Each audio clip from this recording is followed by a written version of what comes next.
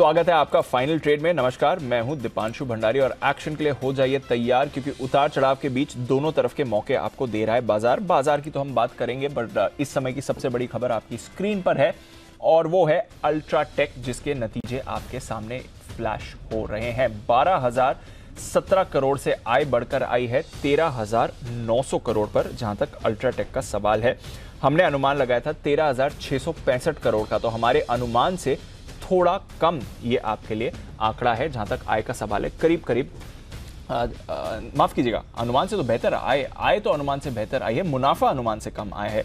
हमारा अनुमान था मुनाफे का 826 करोड़ का, उसके सामने आपने मुनाफा इनका आते हुए देखा है 760 करोड़ का, तो थोड़ा मुनाफे का अनुमान कम है, बट आय का आंकड़ा अच्छा रहा है और ऑपरेशनली हमें दबाव दिख रहा है। जहां तक सवाल है, मार्जिन 22.5% से घटकर 13% के आए हैं। हमारा अनुमान 14.5% के मार्जिन का था, तो थोड़ा ऑपरेशनली दिख रहा है कि यहां पर हल्का दबाव आपको दिखा है। आय अनुमान से बेहतर आई है, करीब 225 करोड़ का बीट है जहां तक अनुमान का सवाल था, बट आपका जो मुनाफा है वो डेफिनेटली अनुमान से कम आया है। कंपनी का भी कहना है कि Q2 में सीमेंट की मांग में कमी देखी गई है। ये इंपॉर्टेंट स्टेटमेंट है। हालांकि ऑफकोर्स मॉनसून वाला क्वार्टर रहता है तो थोड़ा उस पर डिमांड पर असर पड़ता है, बट अगर आप YOY बेसिस पर कंपनी अगर ये कह रही है तो डेफिनेटली ये एक फैक्टर है जो आगे मूव कर सकता है। वॉल्यूम ग्रोथ हम 7 से 8% वॉल्यूम्स बढ़ने का अनुमान लगा रहे थे। जहां तक अल्ट्राटेक का सवाल है, देखते हैं किस तरह का वॉल्यूम ट्रेंड रहा है। तो थोड़े मिले जुले से नतीजे हैं। ऑपरेशनली डेफिनेटली आपको यहां पर दबाव बनते हुए दिख रहा है। कामकाजी मुनाफा 2,715 करोड़ का आपको आते हुए दिखा है। ये तो अनुमान से काफ़ी माफ़ कीजिएगा, ये 2,715 करोड़ का पहले था अनुमान, उसके सामने अगर आप देखें तो यहाँ पर कामकाजी मुनाफा भी इनका थोड़ा घटकर ही आया है। 1,870 करोड़ का आया है, हमारा अनुमान 1,940 करोड़ का था। तो अगेन ऑपरेशनली दबाव दिख रहा है आपको, क्योंकि रेवेन्यू ग्रोथ रही है, बट मार्जिन्स और कामकाजी मुनाफा दोनों ही अनुमान से कमजोर आते हुए दिखे और उसका थोड़ा मुनाफे पर भी असर पड़ा है। नतीजों को थोड़े और डिटेल्स में भी समझेंगे, क्यों कह रही है कंपनी की सीमेंट मांग में कमी देखी गई है, क्या है आगे का आउटलुक, ये भी करेंगे समझने की कोशिश। बट अल्ट्राटेक फिलहाल जो आपकी स्क्रीन पर नतीजे हैं वो थोड़ा कंसर्न वाले हैं। FY23 की दूसरी छमाही में कारोबार का विस्तार करेगी कंपनी, ये यहां से कमेंट्री भी आपको आती हुई दिख रही है अल्ट्राटेक की तरफ से। तो डिमांड थोड़ी सुस्त है, बट आगे की ग्रोथ पर इनकी नजर बनी हुई है और ऑपरेशनली डेफिनेटली नतीजे थोड़े डिसअपॉइंटिंग है। ये जो ट्रेंड है, बाकी हमने दिग्गज सीमेंट कंपनी से भी अभी तक जो देखा है, ऑपरेशनली तौर पर असर पड़ा है और वो आप सेक्टर लीडर अल्ट्राटेक पर भी इस समय देख रहे हैं। चलिए अल्ट्राटेक के नतीजों का भी करेंगे विश्लेषण और बाजार में इस समय क्या करना है एक्शन, ये भी जानेंगे। एनर्जी कॉस्ट काफी तेजी से बढ़कर आई है, जिसका इंपैक्ट आपकी स्क्रीन पर दिख रहा है। पर पहले एक बार आने वाले 1.5 घंटे के लिए जो बड़ी बातें हैं उस पर नजर डाल देते हैं, कहां पर रखनी है नजर, ये भी डाल देते हैं। Anil ji, good afternoon sir. थोड़ा जो सुबह की कमेंट्री रही उस पर भी आपसे राय लूंगा। जो आपने कहा था ऊपर मुनाफा वसूल भी आज पक्का प्रॉफिट बुकिंग, जो क्लियर स्टेटमेंट था और लग रहा है वो स्क्रीन पर भी है, वो भी समझते हैं, पर इस समय की पहली बड़ी बातें जान लेते हैं सर। हाँ बिल्कुल, बड़ी बातें बता दें आपको। इस वक्त लगातार चौथे दिन मजबूती में है बाजार। अब थोड़ी बहुत प्रॉफिट बुकिंग भरी आई हो ऊपरी स्तरों से। बैंक निफ्टी लाल निशान में फिसला जरूर है। निफ्टी अभी भी 17,500 को होल्ड करने की कोशिश कर रहा है 17,600 पहुंचने के बाद। दिन की ऊंचाइयों से 40,650 से बैंक निफ्टी लगभग 300 साढ़े 300 पॉइंट नीचे आया है। IT, सरकारी बैंक, ये दोनों ही इंडेक्स ऐसे हैं जो प्रॉफिट बुकिंग दिखा रहे हैं, आधा से 1% नीचे। Infra, FMCG, energy, finance, NBFC वाले ये इंडेक्स हैं जो 1/4 से 5% ऊपर है। डाउ फ्यूचर्स, यहीं से समस्या आई है। देखो, मैं सुबह से बात कर रही है कि डाउ फ्यूचर्स ही देखना है और कुछ नहीं देखना है। और डाउ फ्यूचर्स नीचे आया ऊपरी स्तरों से 300 फिसल कर लाल निशान में है और वैसे के वैसे हम भी चल रहे हैं। यूरोप आधा % नीचे। एशिया में 2 तरह के कारोबार हैं, आपको सुबह ही बताया। एक चाइना प्लस, यानी कि चाइना, शंघाई और आपका हैंगसेंग और ताइवान का इंडेक्स, वो तीनों कमजोर थे, बाकी ठीक ठाक थे। वो ठीक ठाक है। 2.5% फिसला है सर आज हांगकांग, वहां पर ज्यादा कमजोरी दिख रही है। करेक्ट, चल ही रहा है वहां पर एक्शन, बट थोड़ा हमारे बाजार का समझाएं। ये पूरा डाउ फ्यूचर्स को ही देखना है सर, क्योंकि एक पॉइंट पर 200 ऊपर थे, अभी 70 नीचे दिख रहे हैं, या फिर थोड़े हमारे भी फैक्टर्स हैं। एक जो आपने कहा था ऊपर ही सर ऊपर, आज तो ये देखना। हाँ, देखो फैक्टर रोज बदलते हैं। आज का ये फैक्टर है, सुबह का ये फैक्टर था, बिल्कुल उसी पे चल रहा है। आपने भाई जिस दिन एग्जाम है उस दिन अच्छे से दे दिया पेपर, बात खत्म ना। आज का रिजल्ट तो आज ही आएगा ना दी, बराबर है। तो आज का रिजल्ट तो बराबर चला, इसीलिए। और 2 चीज थी, एक ऊपर आज पक्का प्रॉफिट बुकिंग आएगी, लगातार चौथा दिन होगा, और शुक्रवार से आप नीचे से जो जिस तरह से घूमे आज आने था, और क्लियर कट रेंज अपनी क्लियर कट है 17 575 से 650 की रेंज में बेचना है और आज का हाई 17,606 है। बैंक निफ्टी 40,700 से 40,900 की रेंज में पक्का बेचना है, 40,650 का हाई बनाया है। लगभग उस लेवल से ही घूमा है, परफेक्ट है, वहां से घूमा, तो ये घूमना निश्चित था, मुझे कोई आश्चर्य नहीं। अब हाँ, डाउ फ्यूचर्स ने सपोर्ट दिया, किसी भी वजह से नीचे आया है, ये बात जरूर है, डाउ फ्यूचर्स का सपोर्ट से ही आया है। और डाउ फ्यूचर्स अपने ये भी सुबह बात कर रहे थे कि एक्सट्रीम वॉलेटिलिटी है, कल भी थी, आज भी रहेगी, कोई बड़ी बात नहीं। डाउ फ्यूचर जो 60 पॉइंट आपको नीचे दिख रहा है, हो सकता है आज रात को डाउ 300-400 नीचे या 300-400 ऊपर बंद हो जाए, हो सकता है, दोनों तरफ भी हो सकता है। तो यहाँ बंद हुआ है 30-500, अभी फ्यूचर्स वहीं पर एग्जैक्टली। तो आजकल का मार्केट ऐसा ही है, अगर हकीकत बात है कि एग्जैक्ट अंदाजा लगाना बहुत मुश्किल काम है, इंट्राडे में मुश्किल है, ओवरनाइट तो बहुत दिक्कत की बात, इसलिए लेवल से लेते रहे, लेवल से देते रहे, ऊपर के लेवल पर। अब आएगा नीचे की रेंज में, मैं डेटा बना रहा हूँ, कहाँ एंट्री पॉइंट आएगा बताता हूँ, एंट्री पॉइंट आने दीजिए, वहां पर लेंगे, या फिर वापस कूद कर ऊपर आ गया 17,600 के आसपास निफ्टी, 40,600 का 40,500 के आसपास बैंक निफ्टी, वहां पर थैंक यू करेंगे, थोड़ा और देंगे। ठीक है सर, दोनों तरफ का ट्रेड बनेगा और उसकी तैयारी रखनी है, सिंपल सी बात है। ठीक है डन, समझ गए सर। चलिए, तो ये है इस समय बाजार पर अनिल जी की राय। ऊपर मुनाफा वसूली करनी है, नीचे आपको लेवल्स आए तो फिर वहां पर दोबारा आप एंट्री के भी मौके ढूंढ सकते हैं। इस बीच अल्ट्राटेक सर, जिसके नंबर्स की मैं बात कर रहा था, वॉल्यूम ग्रोथ का उनको बहुत अच्छा है, 9.5% का वॉल्यूम ग्रोथ है, हम 8% तक की वॉल्यूम ग्रोथ की बात कर रहे हैं। बट वो ये जो अभी अरमान भी हाईलाइट कर रहे थे, वरुण भी कह रहे थे कि पावर और फ्यूल कॉस्ट वो काफ़ी तेज़ी से बढ़कर आई है। पावर और फ्यूल कॉस्ट 21% से बढ़कर 31% की इनकी आती हुई दिखी है, और ओवरऑल एनर्जी कॉस्ट में भी आपने 58% का उछाल देखा है, 18% इनकी रॉ मटेरियल कॉस्ट बढ़ी है। तो ऑपरेशनली वहीं से इम्पैक्ट आई, कॉस्ट बढ़ी है, बट अदरवाइज इनका रेवेन्यू अच्छा रहा है और वॉल्यूम ग्रोथ भी इनकी अच्छी रही है। ये है आपके लिए अल्ट्राटेक। एक्सपर्ट से भी इस पर करेंगे बातचीत, पर आइए जो अब तक के नतीजे आ गए हैं वो एक बार जान लेते हैं, और आज के कुछ आने वाले दिनों के ट्रिगर्स ये भी जान लेते हैं। अरमान और कुशल दोनों हैं तैयार। कुशल, गुड आफ्टरनून, बताएं इंपॉर्टेंट ट्रिगर्स।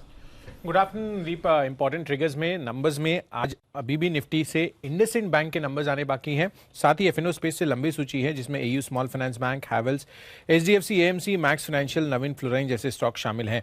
कॉनकॉर, इस पर भी नजर रखिएगा, इसका विनिवेश को लेकर जो रोड शोज हैं वो आज से शुरू हो चुके हैं और दीपम की तरफ से, और 21 तारीख तक यानी कि परसों तक ये चालू रहेंगे। ग्लोबल इवेंट के लिहाज से यूरोप का सीपीआई आंकड़ा आएगा सितंबर महीने का, और यूएस का हाउसिंग डेटा भी आपके सामने रखा जाएगा। जहां तक कल की बात है, निफ्टी से Asian paints, axis bank, Bajaj finance, ITC और टाटा कंज्यूमर प्रोडक्ट्स अपने नंबर्स डिक्लेयर करेंगी। दीप, ये जो सितंबर महीने के हाउसिंग के आंकड़े आने वाले हैं, ये आज रात को है? यस, आज है, ये इम्पोर्टेंट, बहुत इम्पोर्टेंट। अगर हाउसिंग के आंकड़े ढीले आते हैं तो अमेरिका को मजबूती मिल सकती है, क्योंकि हाउसिंग का 45% कंट्रीब्यूशन है महंगाई में, बराबर ना? बिल्कुल सर, ये इम्पोर्टेंट आंकड़ा है आज। एब्सोल्युटली। और आजकल ऐसा ही खराब आंकड़ा है तो वहाँ के बाजार बढ़ते हैं, अच्छा है तो खराब होते हैं, है ना? सो हाउसिंग की डिमांड सबको कम चाहिए। आज के नंबर पर नजर रखिए, मैं एक बार हाईलाइट कर दूं, जो बताएं थोड़ा अंडरलाइन करके। जी, तो ये डेटा इंपॉर्टेंट है। साथ ही नंबर्स जो आज आने वाले हैं उसमें निफ्टी की मैंने आपको 5 कंपनियां बताई। एफएनओ स्पेस से कैनरा बैंक, कोफॉर्ज, कोलगेट, साथ ही डिक्सन टेक, ग्रैन्यूल्स इंडिया समेत और भी अन्य कंपनियां अपने नंबर्स डिक्लेयर करेंगी। महंगाई पर कल एक उच्च स्तरीय बैठक होने वाली है, जो त्योहारों के दौरान जिस तरह की महंगाई बढ़ती हुई दिखी है, इस पर जितने भी अधिकारी हैं उस पर चर्चा कर सकते हैं। सुजलॉन एनर्जी, यहाँ पर राइट्स इशू इसका बंद होता हुआ दिखेगा, तो इस पर नजर रखिए। पीटीसी इंडस्ट्रीज प्रेफरेंशियल इशू के जरिए फंड जुटाने पर कंपनी की बोर्ड बैठक है। जहां तक आईपीओ की बात है, ट्रैक्शन टेक्नोलॉजीज की लिस्टिंग होती हुई दिखेगी। एंड ग्लोबल इवेंट के लिहाज से यूरोपियन यूनियन का लीडर्स समिट कल से शुरू होगा। इनफैक्ट 21 तारीख शुक्रवार निफ्टी से काफ़ी सारी कंपनियां, जिसमें Bajaj Finserv, HDFC life, HUL, JSW steel, SBI life और रिलायंस यहाँ ये अपने नंबर्स डिक्लेयर करेंगे। एफएनओ स्पेस से Ambuja cement, Atul limited, Birla soft, DLF, Laurus lab, Torrent pharma और साथ ही यूनाइटेड स्पिरिट्स, इसके नंबर्स पर आपको नजर रखनी है। गरवारे टेक्निकल फाइबर्स भी फोकस में रहेगा। शेयर बायबैक के प्रस्ताव पर कंपनी बोर्ड बैठक करती हुई दिखेगी। And Vodafone idea finally again private placement basis पर पूंजी जुटाने पर विचार करेगा। अब देखना होगा कि यहाँ से क्या डिसीजन निकल कर आता है। चलिए, तो एक बार फिर से फंड रेजिंग के लिए हो रहा है तैयार वोडाफोन आइडिया, बट जैसा अनिल जी कह रहे थे, आज शाम अमेरिका का डेटा एक बार फिर से इंपॉर्टेंट रहेगा। पर हमारे कौन से नतीजे आ चुके हैं ये जान लेते हैं एक बार अरमान के साथ, और साथ ही आज की और खबरें भी। गुड आफ्टरनून अरमान, बताइए। जी, सबसे पहले तो जो अल्ट्राटेक के नतीजे आए थे, कंसोलिडेटेड जो हमारा अनुमान था लगभग उसके आसपास, मार्जिन्स में थोड़ा कंपैरेटिवली दबाव है। आय जो बढ़कर आई है लगभग 15.6% बढ़कर आई है, हमारा अनुमान 12% का था। मार्जिन्स में जो कटौती देखी गई है, हमारा अनुमान मार्जिन्स का 14.4% का था और वो घट के 13% पर आए हैं। मेजर जो ड्रैगर है जो हमने पहले भी जो कंपनियां उनके लिए देखा तो वही है फ्यूल एंड एनर्जी कॉस्ट, जो लगभग 21% से बढ़कर 31% पर आती हुई दिखी है। हालांकि वॉल्यूम ग्रोथ इन पर बढ़िया आता हुआ दिखा है। नेस्ले, इनका कंपनी का मुनाफा बढ़िया है। अगर मुनाफे की बात करें, मुनाफे में लगभग 8% की बढ़ोतरी है, आय में भी लगभग 18% की बढ़ोतरी है। उसी के साथ साथ अगर आप कामकाजी मुनाफा देखेंगे तो कामकाजी मुनाफा भी 950 करोड़ से बढ़कर लगभग 1011 करोड़ के आसपास आता हुआ दिखा है। केपीआईटी टेक, मुनाफा 88 करोड़ से घटकर 84 करोड़ पर आया है। मार्जिन्स में भी कटौती देखी गई है, 15% से घटकर 14% पर आए हैं। राणे ब्रेक लिंक्स की बात करें तो वहां पर भी मुनाफे में थोड़ी बढ़ोतरी देखी गई है, 5.4 करोड़ से बढ़कर 6.5 करोड़ पर आया है और मार्जिन्स में भी कटौती है, 9% से घटकर 7% पर आते हुए दिखे हैं। मजगांव डॉक, यहां पर ध्यान रखिएगा क्योंकि डिफेंस एक्सपो में लगभग 24 जो एमओयू हैं वहां पर साइन करेंगे। उसी के साथ साथ शिप, सबमरीन इक्विपमेंट के उत्पादन पर एमओयू जो है वो रहेगा। और एयर ट्रैफिक के पैसेंजर्स का डेटा भी आया है, जिसमें सितंबर में अगर आप एयर पैसेंजर ट्रैफिक देखेंगे वाई आधार पर लगभग 47% बढ़कर आया है। जिसमें इंटरग्लोब एविएशन की बात करेंगे तो उनका मार्केट शेयर बिना बदलाव का लगभग 57.7% ही मेंटेन्ड है। वहीं स्पाइस जेट की बात करेंगे तो उनका मार्केट शेयर थोड़ा घट कर आया है, 7.9% से घटकर 7.3% पर आया है। कॉनकोर विनिवेश प्रक्रिया के लिए रोड शो आज से शुरू होगा। हिताची एनर्जी, यहां पर इन्होंने एनटीपीसी रिन्यूएबल एनर्जी से इनको एक ऑर्डर मिला है और ये पावर ट्रांसफॉर्म के लिए जो पावर ट्रांसफॉर्मर्स के लिए है जो इनको ऑर्डर मिला है। और अंत में कुछ ब्लॉक डील्स हैं जिसमें पीएनबी लगभग 22 लाख शेयर्स, कोल इंडिया लगभग 71 लाख शेयर्स और संवर्धन मदरसन लगभग 17 लाख शेयरों के कई सौदे किए गए। ओके, तो ये है वो ढेर सारे स्टॉक्स जहां पर एक्शन रहा है भरपूर आज बाजार खुलने के बाद से। आइए बढ़ते आगे, एक्सपर्ट्स का दमदार पैनल हमारे साथ कार्यक्रम में हो रहा है शामिल। कुणाल जी राकेश जी के साथ साथ जुड़ चुके हैं, मुदित गोयल, सचिन जी, किरण जी, आशु मदान सर और बाकी बचे हुए सब लोग जुड़ने की तैयारी में हैं। आप सबका बहुत बहुत स्वागत है। पहला बिगुल सचिन जी के लिए, BTS डबल टी वाला।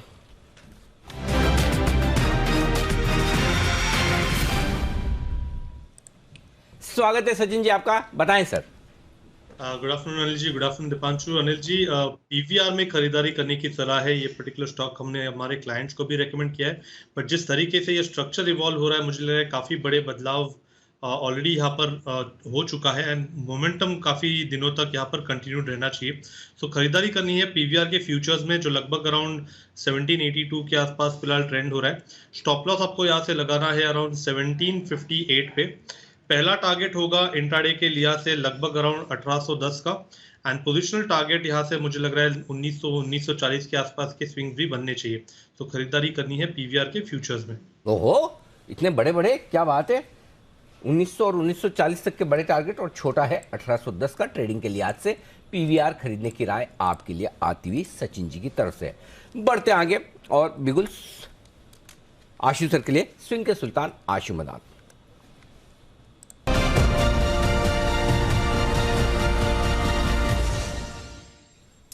करते शुरुआत पहले निफ्टी के स्प्रेड्स के साथ, बताएं सर। अनिल जी, निफ्टी का स्प्रेड है, 2 बाइंग कॉल्स भी हैं, अपडेट्स भी हैं। तो पहले स्प्रेड के साथ शुरू करते हैं। अनिल जी, ये जो करेक्शन हुई है इंट्राडे, आज एक निफ्टी में अच्छी करेक्शन हुई है, तो मुझे लगता है अनिल जी कल के लिए एक बुल स्प्रेड बनाना चाहिए। 17,500 की कॉल लेके 17,600 की 2 कॉल बेचनी चाहिए। सिर्फ 15 रुपए में स्प्रेड बनेगा अनिल जी, 17,700 तक सेफ है। मुझे लगता है अनिल जी 50-70 पॉइंट की रिकवरी आ जाएगी। सिर्फ कॉस्ट 15 रुपए है, वर्स्ट केस सिनेरियो 15 रुपए अनिल जी, वो भी जाएंगे नहीं। तो मुझे लगता है अनिल जी के 17,500-600 का स्प्रेड बनाना चाहिए। ऑन द कॉन्ट्री अनिल जी मतलब 17,300-500 का परसों स्प्रेड दिया था 40 रुपए कॉस्ट में, लेकिन just to be out of मतलब वो एक प्रिकॉशन लेने के लिए 10 रुपए प्रॉफिट में कल रेकमेंड किया कि काट दे। अनिल जी वो डबल हो गया, 40 रुपए 80 रुपए हो गए। थोड़ी सी शांति रखते या पेशेंस रखते, बट अनिल जी कभी कभी क्या होता है कि प्रिकॉशन ज्यादा बेटर होता है। एनीवेज वो उस स्प्रेड में तो कुछ पैसे आई हैं, बट अगर वो आज मतलब कल की जगह आज रखा होता तो पैसे डबल हो गए थे। मुझे लगता है अनिल जी 17,500 की कॉल लेके 17,600 हिस्सों की बेचनी चाहिए। सम रिवर्सल या स्टेबिलिटी यहां पे होगी, मुझे कोई निफ्टी में पर्टिकुलरली ऐसा कोई पैनिक नहीं दिख रहा है एंड स्टेबल रहना चाहिए और नैरो रेंज में रहना चाहिए। 2 बाय कॉल्स भी हैं अनिल जी और पिछले कुछ अपडेट्स के स्प्रेड्स के स्टॉक्स के अपडेट्स भी हैं, अगर वो भी कहें तो मैं वो आपसे शेयर कर लूं और जैसे आप बोलें। लेस कि आपको एक अलग से बिगुल चाहिए तो अलग बात है, बाकी इसमें भी आप कर सकते हैं। नहीं अनिल जी मुझे तो बिल्कुल बिगुल नहीं चाहिए। अनिल जी एक मेरा मतलब मैं 3-4 स्टॉक्स की पहले बात करता हूं क्योंकि उसकी कंटिन्यूटी में बात करनी है। अनिल जी जो पॉजिटिव स्टॉक्स थे और नेगेटिव स्टॉक्स थे, नेगेटिव स्टॉक्स 2 हमने कहा था कि जो डिप आएगा कवर कर लेना चाहिए और परसों ट्वीट भी किया था सबको कि एक बार कवर कर लें। तो अनिल जी नेगेटिव स्टॉक्स में जो मुझे लेगार्ड्स लगते हैं, मैं फिर शेयर कर रहा हूं कि देखिए अनिल जी दिवाली है, लेकिन दिवाली के बाद अनिल जी मंथली एक्सपायरी भी है, तो मतलब इंडेक्स में कैरिड अवे हो जाएं और पॉजिटिविटी बन जाए और मतलब अगर अच्छा खेलना है तो इंडेक्स में करना चाहिए। और आजकल तो अनिल जी आजकल आपका जो व्यू आ रहा है सुबह, मतलब तीसरी चौथी बार हो गया अनिल जी के गैप अप और इतना यूफोरिया और फ्यूचर्स पॉजिटिव, डाउ पॉजिटिव, सारा पॉजिटिव, लेकिन आप इतना बैलेंस व्यू दे रहे हैं। तो अनिल जी आपको आजकल सुन के मजा आ रहा है, मतलब ऐसा लग रहा है कि नए अनिल जी आ गए हैं, मतलब नॉट गेटिंग कैरिड अवे और वो भी तेजी में अनिल जी। सर आजकल आपने देखना शुरू किया, रिमाइंड कर रहा हूं और जो आपने ठीक कहा। अरे मैं पहले भी ऐसे ही था आशीष सर, मैं पहले भी इतना ही स्मार्ट था, सच्ची बता रहा हूँ। दीप से पूछो। नहीं आजकल आपने देखना शुरू किया, नहीं तो पहले आप आराम से मतलब थोड़ा लेट देखते होंगे शायद। नहीं थैंक यू। नहीं देखिए अनिल जी जैसे हम कहते हैं ना क्रिकेट के लिए देश के लिए फिर भी दिल है हिंदुस्तानी।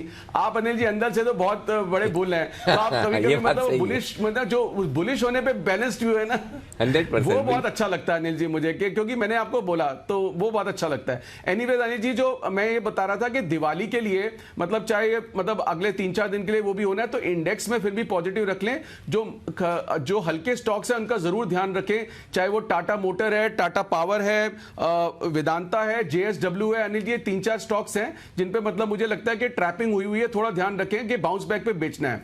अब अनिल जी जो पॉजिटिव स्टॉक्स थे, एक तो अनिल जी मैं 3 हफ्ते से मतलब थोड़ा सा जूझ रहा था, जिसमें एक 50 रुपए का डिप भी आया था कॉनकोर में, और अनिल जी कॉनकोर में मैंने पीछा नहीं छोड़ा और मतलब कन्विक्शन रखी कि ये स्टॉक हमें पैसे देके जाएगा। और अनिल जी 2 दिन के अंदर 50 रुपए की रिवर्सल आ गई और मुझे लगता है ये 800 रुपए की तरफ भी जा रहा है। तो कॉनकोर में अनिल जी मतलब बने रहे, अंबुजा में बिल्कुल बने रहे और डेल्टा और में भी बने रहे। और अनिल जी एक स्टॉक जो भेल है, अनिल जी आपको ध्यान होगा उस दिन मैंने कहा था भेल मतलब एक छोटे स्टॉक को आइडेंटिफाई करना और अनिल जी 10% की मूव उसमें आना, मैं उसको बहुत बड़ा अनिल जी चाहे आप कहें कि मतलब ये सेल्फ वो है अचीवमेंट मानता हूं, क्योंकि सबसे ज्यादा पब्लिक फंसती है छोटे स्टॉक्स में फंसती है। तो अनिल जी 60 to 66 भेल का स्प्रेड बनाया था और वो 10% की कल उसने मूव दी है भेल ने, और भी ऊपर जाएगा अनिल जी अभी ये तो मतलब ये और 10,000 शेयर का लॉट है, तो बहुत बढ़िया प्रॉफिट आ रहा है भेल के अंदर, इसमें बने रहे। अब अनिल जी 2 फ्रेश कॉल्स हैं जो मैं शेयर करना चाहता हूं। एक तो पहले भी दी हुई है स्प्रेड के थ्रू, एक कंटिन्यूटी में एक फ्रेश कॉल दे रहा हूं, वो है डीएलएफ।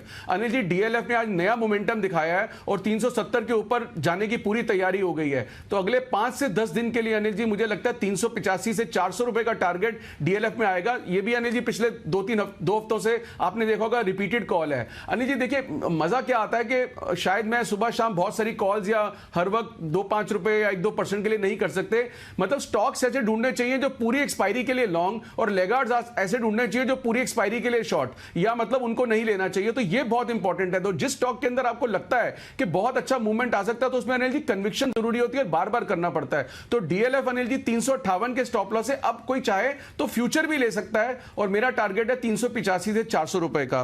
और अनिल जी दूसरा जो कॉल है वो है एलएनटी। मैं पिछले 10-15 दिन में कई बार रिपीट कर चुका हूं, जो सेक्टर मुझे बहुत अच्छा लग रहा है जिसकी वजह से भेल भी आइडेंटिफाई किया था, कैपिटल गुड। तो अनिल जी 1905-7 के अराउंड एलएनटी चल रहा है, यहां से 50 रुपए नीचे का स्टॉप लॉस जरूर लगाना चाहिए, क्योंकि इसमें 40-50 रुपए की मूवमेंट आ जाती है बीच बीच में, जरा सा भी मार्केट घटता है। और अनिल जी इस बार ये 2000 के क्रॉस करना चाहिए, मतलब बहुत इसने भी जैसे होता है ना पेशेंस टेस्ट किया है 1920, 30, 40, 50 तक जाके फिर 1900 के नीचे। But I think in this move अगर मार्केट स्टेबल भी रहती है तो एलएनटी लीड करेगा और 2000 के ऊपर जाएगा। तो अनिल जी जो फ्रेश कॉल्स हैं वो एलएनटी और डीएलएफ में है, और जो रनिंग कॉल चल रही है अंबुजा, डीएलएफ, भेल, डेल्टा, कॉनकॉर उसमें बने रहें। और अनिल जी जो 3-4 स्टॉक है जो मैं बता रहा हूं इस एक्सपायरी के लिए, फिर भी अनिल जी बार बार इसलिए रिपीट करता हूं इस एक्सपायरी के लिए, लोग सोचते हैं कि हम कोई मतलब लाइफ लॉन्ग उसकी मंदी में आ गए हैं, लाइफ लॉन्ग खराब हो गया है, लेकिन अनिल जी ओवरबॉट स्टॉक्स पे ध्यान इसलिए भी रखना चाहिए क्योंकि मार्केट चल रही है और अगर आपका स्टॉक नहीं चल रहा तो अनिल जी आपको फ्रस्ट्रेशन होती है। 1 second Anil ji opportunity cost भी है, आप you are nursing your stock कि मेरा नहीं चल रहा और आप अपॉर्चुनिटी भी मिस कर रहे हैं क्योंकि दूसरा कोई चल रहा है। तो इसलिए मुझे लगता है कि राइट चर्निंग बहुत इंपॉर्टेंट होती है। वो बेच के दूसरा लेके उसको बेच के वापस अपने वाले में चले जाएं तो क्या फर्क पड़ेगा, वो कहीं नहीं जा रहा जो स्टॉक ढीले डाले होते हैं या जो ओवरबॉट होते हैं एक्सपायरी के लिए। वैसे मान लीजिए हम एक्सपायरी एक्सीडेंट में भी मिलेंगे, दिवाली पे मिलेंगे, बट ये अभी तक का जो टोटल सिचुएशन या सिनेरियो था मैंने कहा आपसे शेयर कर लूं। आपकी विशेष टिप्पणी। हाँ आशीष जी कौन से वाले टॉपिक पे है? मतलब बहुत सारी मतलब कि एक सेंटेंस में बताओ ना कौन से वाले पे टिप्पणी करूं। अनिल जी देखिए मैं आपसे जल्दी से कोशिश करता हूं कि ओवरऑल सब कुछ शेयर कर लूं, उसमें अगर कोई आपको विशेष कुछ अगर कोई पॉइंट लगता है तो प्लीज शेयर कर लिया जानिए, हमें भी तो हेल्प मिल जाती है। ना परफेक्ट, नहीं बिल्कुल ठीक है, आपने जो कहा एकदम सही है, कोई दिक्कत ही नहीं है। तो अच्छा आपकी टिप्पणी पर विशेष टिप्पणी करने के लिए तैयार है कुणाल जी राकेश जी दोनों? अच्छा मैं तो पूछ रहा हूँ ये दोनों तैयार बैठे, तो जो तैयार है पहले उससे ले ली जाए। जी कुणाल जी। अनिल जी देखिए आप इस फेयर में बिल्कुल मत आइएगा अनिल जी कि आपकी प्रशंसा हो रही है। अनिल जी हाँ। देखिए ये बैक हैंडेड आपका क्रिटिसिज्म हो रहा है अनिल जी कि आप पहले कैरिड अवे हो जाते थे, इस बार पहली बार ऐसा है कि आप कैरिड अवे नहीं हो रहे हैं। हाँ। आपका नया अवतार देखने को मिल रहा है, तो अनिल जी गौर कीजिए इस पर। यही तो बोल रहे हैं आशु जी भी कि मैं तेजी में कैरिड अवे नहीं हो रहा। दोनों सही तो कहा है। जी बंसल जी। नहीं अनिल जी तेजी में आप कैरिड अवे नहीं हो रहे, इस बार पहली बार हुए हैं अनिल जी, ये ध्यान देने वाली बात है अनिल जी। जी बंसल जी। नहीं अनिल जी देखिए मैं अनिल जी सिंपल बताता हूँ अनिल जी, आशु जी जो है ना देखो जी बिजनेस भी सुनते हैं, आपको भी सुनते हैं। अब उनको ये समझ में आया कि अकेले कुणाल जी की तारीफ करने से कुछ नहीं होगा, तो उन्होंने बाकी लोगों की भी तारीफ करनी शुरू करी है और अब आपकी भी शुरू करी है। सुन तो अनिल जी शुरू से ही रहे हैं, अप्रिशिएट भी कर रहे हैं, खुल के सिर्फ कुणाल जी की तारीफ करते थे, अब कुणाल जी को साइड करके बाकी लोगों पे भी अनिल जी नजर पड़ रही है। आदमी है ना कोई आदमी कोई अनिल जी की पहले अप्रिशिएट नहीं करते थे। ये है ना बंसल जी, आप है ना हिंदी फिल्मों में वो जो समाज के ठेकेदारों की तरह कर रहे हो बिहेव से। जो कोई आदमी है ना सुधरना चाहता है, पुराना बैकग्राउंड किसी का था, कौन सी पिक्चर आई थी मिथुन चक्रवर्ती की जिसमें माधुरी दीक्षित भी थी, प्रेम प्रतिज्ञा, याद नहीं मुझे, मिथुन चक्रवर्ती गुंडा उंडा सा होता है, प्रेम प्रतिज्ञा। हाँ तो सही है वही, देखो वापस रिवीजन करो, उसमें मिथुन चक्रवर्ती सुधरना चाहता है, शादी वादी कर लेता, माधुरी दीक्षित है, लेकिन ना उसको ना गांव वाले सुधरने नहीं देते बाद में। सेम हमारे आशीष जी सुधरना चाहते हैं, सुधरने दो ना, प्रॉब्लम क्या है? जी आशीष जी। अनिल जी देखिए मैं आपसे इसलिए भी शेयर करता हूँ, शायद थोड़ी लिबर्टी भी ले लेता हूँ, क्योंकि अनिल जी देखो राकेश जी का जो फीडबैक होता है ना, वो तो जो सुबह गार्डन में मॉर्निंग वॉक करने जाते हैं और कुछ उनको जो एल्डरली लोग मिलते हैं उनसे है। मैं अनिल जी कश्मीर से कन्याकुमारी तक घूमता हूँ और अनिल जी देखिए जितना प्यार आपको मिलता है, आपने लाइव भी देखा है और इतना मिलता है, तो अनिल जी आपके लिए जो प्रशंसा होती है या कुछ जो क्रिटिकल पॉइंट्स भी लोग रेस करते हैं अनिल जी, वो मुझे लगता है कि मेरी शायद ड्यूटी है शेयर करना, क्योंकि हम एक फैमिली का पार्ट मानते हैं अपने को। तो अनिल जी मतलब हमें हर चीज को बेस्ट करना है, तो इसलिए कभी कभी अनिल जी शायद मैं लिबर्टी लेके कुछ चीजें शेयर कर लेता हूं आपसे और कोशिश करता हूं अनिल जी ऑन एयर ही करें ताकि सारी दुनिया को समझ आए कि हम में कुछ भी अलग से नहीं है, मतलब there is nothing planning, no plotting, it is all natural and all real. बिल्कुल ठीक बात है सर, और यही तो अभिव्यक्ति की स्वतंत्रता है। अगर मीडिया में रहकर मीडिया में ही बात करने की आजादी ना हो तो फिर कहाँ होगी? तो इसलिए हमारे सारे एक्सपर्ट्स, इसलिए कई बार लोग मुझे बोलते हैं कि एक एक्सपर्ट का ये व्यू, दूसरे का ये, आपका कुछ अलग ही है। अब जैसे आशु जी दिवाली, नवरात्रि या गणपति उत्सव वो नहीं मानते कि भाई ये है, नहीं मानते, उनका व्यू है, मैं मानता हूँ तो मेरा व्यू है। न मैं कभी आशु जी को बोलता हूँ जो मैं मानता हूँ आपको मानना पड़ेगा, ना आशु जी कभी मुझे बोलते कि आप जो मानते हो, ये सबका अपना अपना व्यू है इसमें, इसलिए हमें हर एक के व्यू का आदर सम्मान करना चाहिए। आइए नितिन जी के लिए, बिल्कुल निफ्टी के निशानेबाज नितिन मुरार का जुड़ चुके हैं कि जुड़ने की तैयारी में, थोड़ी देर में जुड़ेंगे, कोई बात नहीं, आने दीजिए, जल्दी नहीं है। तब तक चंदन तापड़िया साहब ने भेजी हमें एक बेहतरीन DII pick, Diwali investment idea.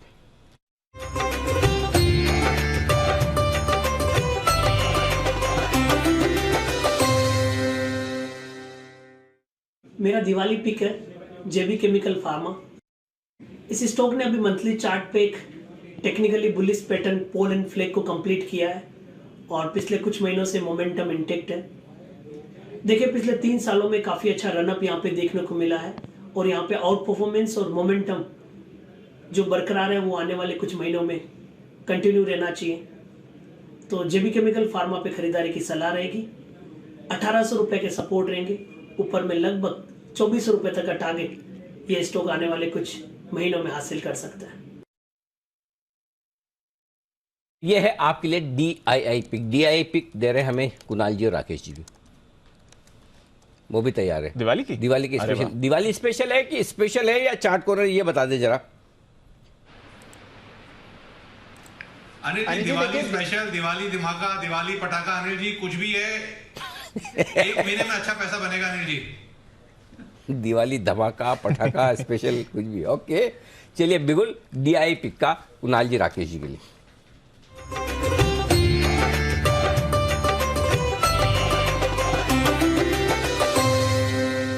बताएं सर। अनिल जी हमारा दिवाली धमाका है PNB। अनिल जी PNB को खरीदना चाहिए। जिस तरीके से सारे PSU बैंक भागे हैं, कैनरा बैंक भागा है, बैंक ऑफ बड़ौदा भागा है और दूसरे बैंक भागे हैं, उस तरीके की उस इंटेंसिटी की रैली हमने अभी तक PNB में नहीं देखी है।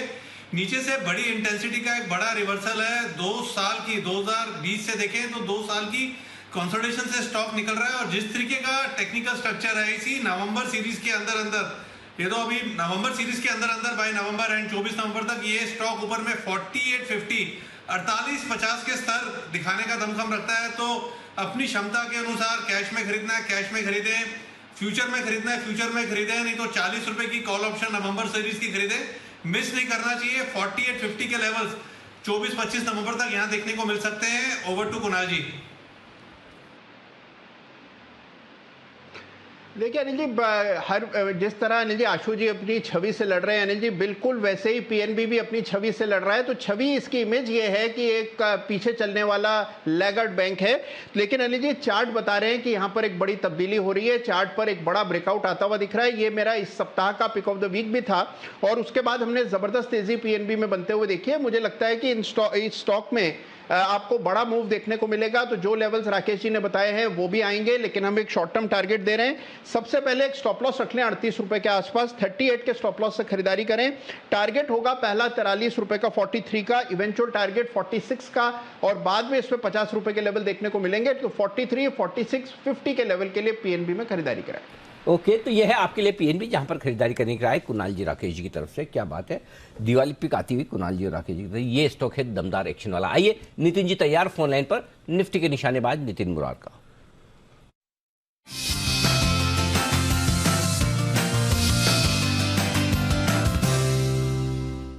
स्वागत है आपका नितिन जी। बताएं सर, लाइफलाइन यूज किया आपने फोन ऑफ फ्रेंड, क्या है इरादा?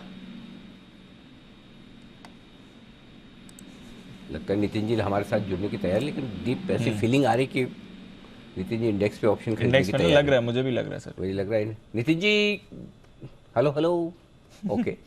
हाँ, थोड़े बिजी हो गए, थोड़े बिजी हो गए। हाँ। एक चीज हाईलाइट करना चाहूंगा सर, आज रुपया उल्टा हो गया सर। आज 30 पैसे कमजोर हो गया रुपया, तो ये एक फैक्टर है। लगभग 7-8 दिनों से ये 82-30 के आसपास ही रहे, कहीं नहीं गया। 2-3 पैसे ऊपर 2-3 पैसे नीचे। दिल पे ले लिया लगता रुपए ने, दिल पे ले लिया। आज हमने क्या है कि रुपया कमजोर नहीं, तो बोले कैसे बोल दिया कमजोर नहीं, मैं तो कमजोर हूँ। आज तो मैं करके दिखाऊंगा। यार रुपए से भी यार डॉलर ने ले लिया दिल पे। बोला अच्छा हम मजबूत नहीं है, हम मजबूत होकर दिखाते।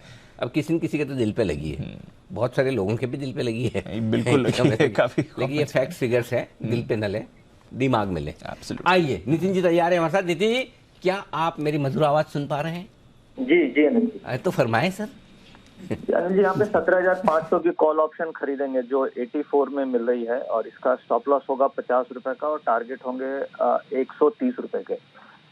ये तो निफ्टी की हो गई। बैंक निफ्टी में भी डेटा काफी स्ट्रांग बन रहा है और बैंक निफ्टी की हम 40,500 की कॉल ऑप्शन लेंगे जो 180 में मिल रही है। इसका स्टॉप लॉस 130 का होगा और टारगेट करीब 300 के हो सकते हैं। यानी कल वीकली एक्सपायरी है और पॉसिबल है कि हम निफ्टी 17,600 के ऊपर एक्सपायर करें और बैंक निफ्टी यहाँ से 300 पॉइंट ऊपर यानी कि 40,800-900 की तरफ जा सकती है। तो नितिन जी एक चीज बताइए, आमतौर पर आप जब भी स्ट्रेटेजी देते हैं ऑप्शन की तो एक किसी निफ्टी या बैंक निफ्टी में देते हैं, राइट? फिर डीप पूछता है नितिन जी और कुछ, तो आप बोलते नहीं फिर बोलता अच्छा निफ्टी में दी, बैंक निफ्टी में कुछ, तो फिर आप बैंक निफ्टी में एक्सप्लेन करते हो उसका भी डेटा ठीक दिख रहा है, उसका भी। मुझे याद नहीं आ रहा, लंबे टाइम बाद आपने दोनों एक साथ दिए, बराबर है? सही है जी, बिल्कुल बराबर है जी। हाँ, इतना ज्यादा कॉन्फिडेंस कहाँ से है, ये आप समझाओ। अनिल जी देखिए, निफ्टी, बैंक निफ्टी से कॉन्फिडेंस आ रहा है, और बैंक निफ्टी क्या नीचे जाने के बाद स्टॉप लॉस हंटिंग भी हुई और काफी अच्छा ओपन इंटरेस्ट के साथ बैंक निफ्टी में बाउंस हुआ है। और बैंक निफ्टी के जो कंपोनेंट में पॉजिटिव डेटा बिल्डअप हो रहा है, यानी कि एचडीएफसी बैंक हो गया, एक्सिस बैंक है, कोटक बैंक है, और आईसीआईसी बैंक के रिजल्ट भी आने वाले हैं। और दूसरी स्ट्रेंथ मुझे दिख रही है रिलायंस इंडस्ट्री जिसके रिजल्ट हैं 21 को, और एचडीएफसी लिमिटेड जिसका भी डेटा पॉजिटिव है, 2.5% ऊपर है। तो कोई ऐसा दिग्गज स्टॉक दिख नहीं रहा है जिसमें कि नेगेटिव डेटा है, तो इसलिए मैंने निफ्टी और बैंक निफ्टी दोनों की का ट्रेड ले लिया। दूसरी बात यह है कि दीपावली के पहले हिस्टोरिकली अगर आप सीजनल एनालिसिस करेंगे तो पॉजिटिव मूव बनती है। तो ये एक्सपायरी हो रही है, फिर दीपावली भी आ रही है, तो मोस्ट लाइकली 17,600 की तरफ जाएगा। तीसरी, और अब नैस्डैक, डॉ जोन्स, इन सबको कंपाइल करेंगे तो वो सब मंथली सपोर्ट से बाउंस कर रहा है। तो कोई ऐसा रीजन नहीं दिख रहा है जिसके कारण कुछ नेगेटिविटी या फिर वीकनेस दिखे, इसलिए मैंने दोनों की कॉल ऑप्शन लिया। तो ये है राय आपके लिए निफ्टी और बैंक निफ्टी दोनों में खरीदारी करने की नितिन जी की तरफ से आती हुई जबरदस्त एक्शन होता हुआ दिख रहा है। आइए जल्दी से बिगुल एक है मुद्दे जी के लिए मुनाफे वाले मुद्दे।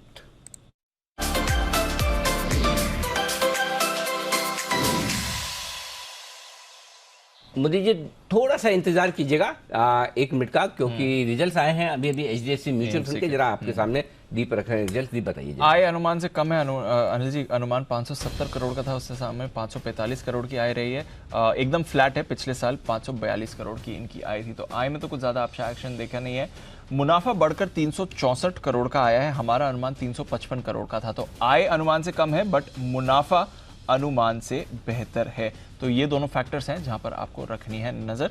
आय थोड़ी अनुमान से कम, मुनाफा अनुमान से बेहतर आपको आते हुए दिख रहा है। और एक बार सिंजीन को भी पुल अप कर लेते हैं अनिल जी, क्योंकि अभी 2 मिनट पहले एचडीएफसी एएमसी से पहले सिंजीन के नंबर्स आए थे और वो शानदार नंबर्स सिंजीन के आते हुए दिखे। स्टॉक भी रिस्पॉन्ड कर रहा है, 7.5% ऊपर आपको इस समय ट्रेड करते दिखेगा। मुनाफा यहाँ पर 67.7 करोड़ से बढ़कर 102 करोड़ का आते हुए दिखा है। तो सिंजीन की परफॉर्मेंस के दम पर आपने देखा है कि स्टॉक में जबरदस्त एक्शन है। कामकाजी मुनाफा भी 177 करोड़ से बढ़कर 217 करोड़ का आया है। आय 610 करोड़ से बढ़कर 768 करोड़ की आई है। तो शानदार नतीजों के बाद सिंजीन अनिल जी 8.5% ऊपर इस समय, और थोड़े मिले जुले नतीजों के बाद एचडीएफसी एएमसी पॉजिटिव है 2.5% ऊपर। ये 2 नतीजों का भी अपडेट्स है सर। ओके, तो ये है आपके लिए एचडीएफसी म्यूचुअल फंड के नतीजे, और इसमें सिंजीन के भी नतीजे जबरदस्त आते दो। माय गॉड, क्या बात है, गजब के रिजल्ट आए सिंजीन के भी 8% का। लंबे समय बाद सिंजीन ने चेहरे पर मुस्कुराहट दी है, है ना? बहुत ही दमदार रिजल्ट, अमेजिंग, लाजवाब। ओके, आइए मुदी जी की कॉल बाकी रहेगी, तो मुदी जी बताएं sir. Good afternoon Anil ji. Good afternoon दीप। अनिल जी बिगुल जी है। अरे बच तो गया। बहुत डिमांडिंग हो गए मोदी जी। चलिए कोई बात नहीं, पहली बार इतनी बड़ी डिमांड की है मोदी जी के लिए। एक बार फिर से बिगुल की जेरोक्स कॉपी।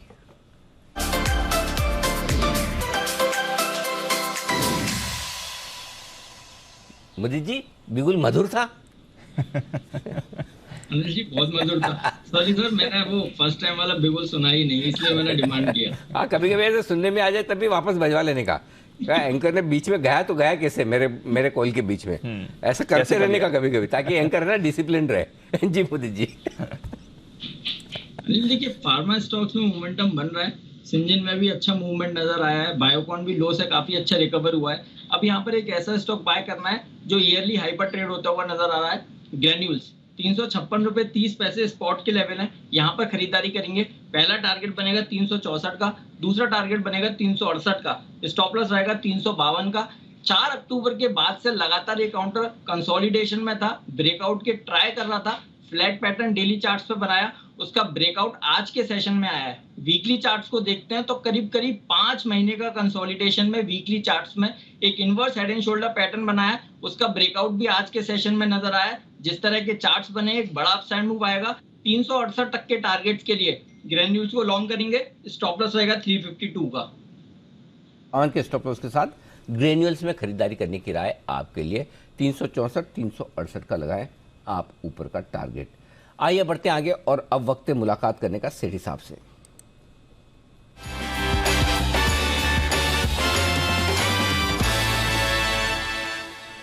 सेठी साहब स्वागत है आपका। आई एम श्योर दोनों ही पिक्स आपकी तो आज की तो कैश मार्केट की होगी जिस तरह का एक्शन है, राइट सर?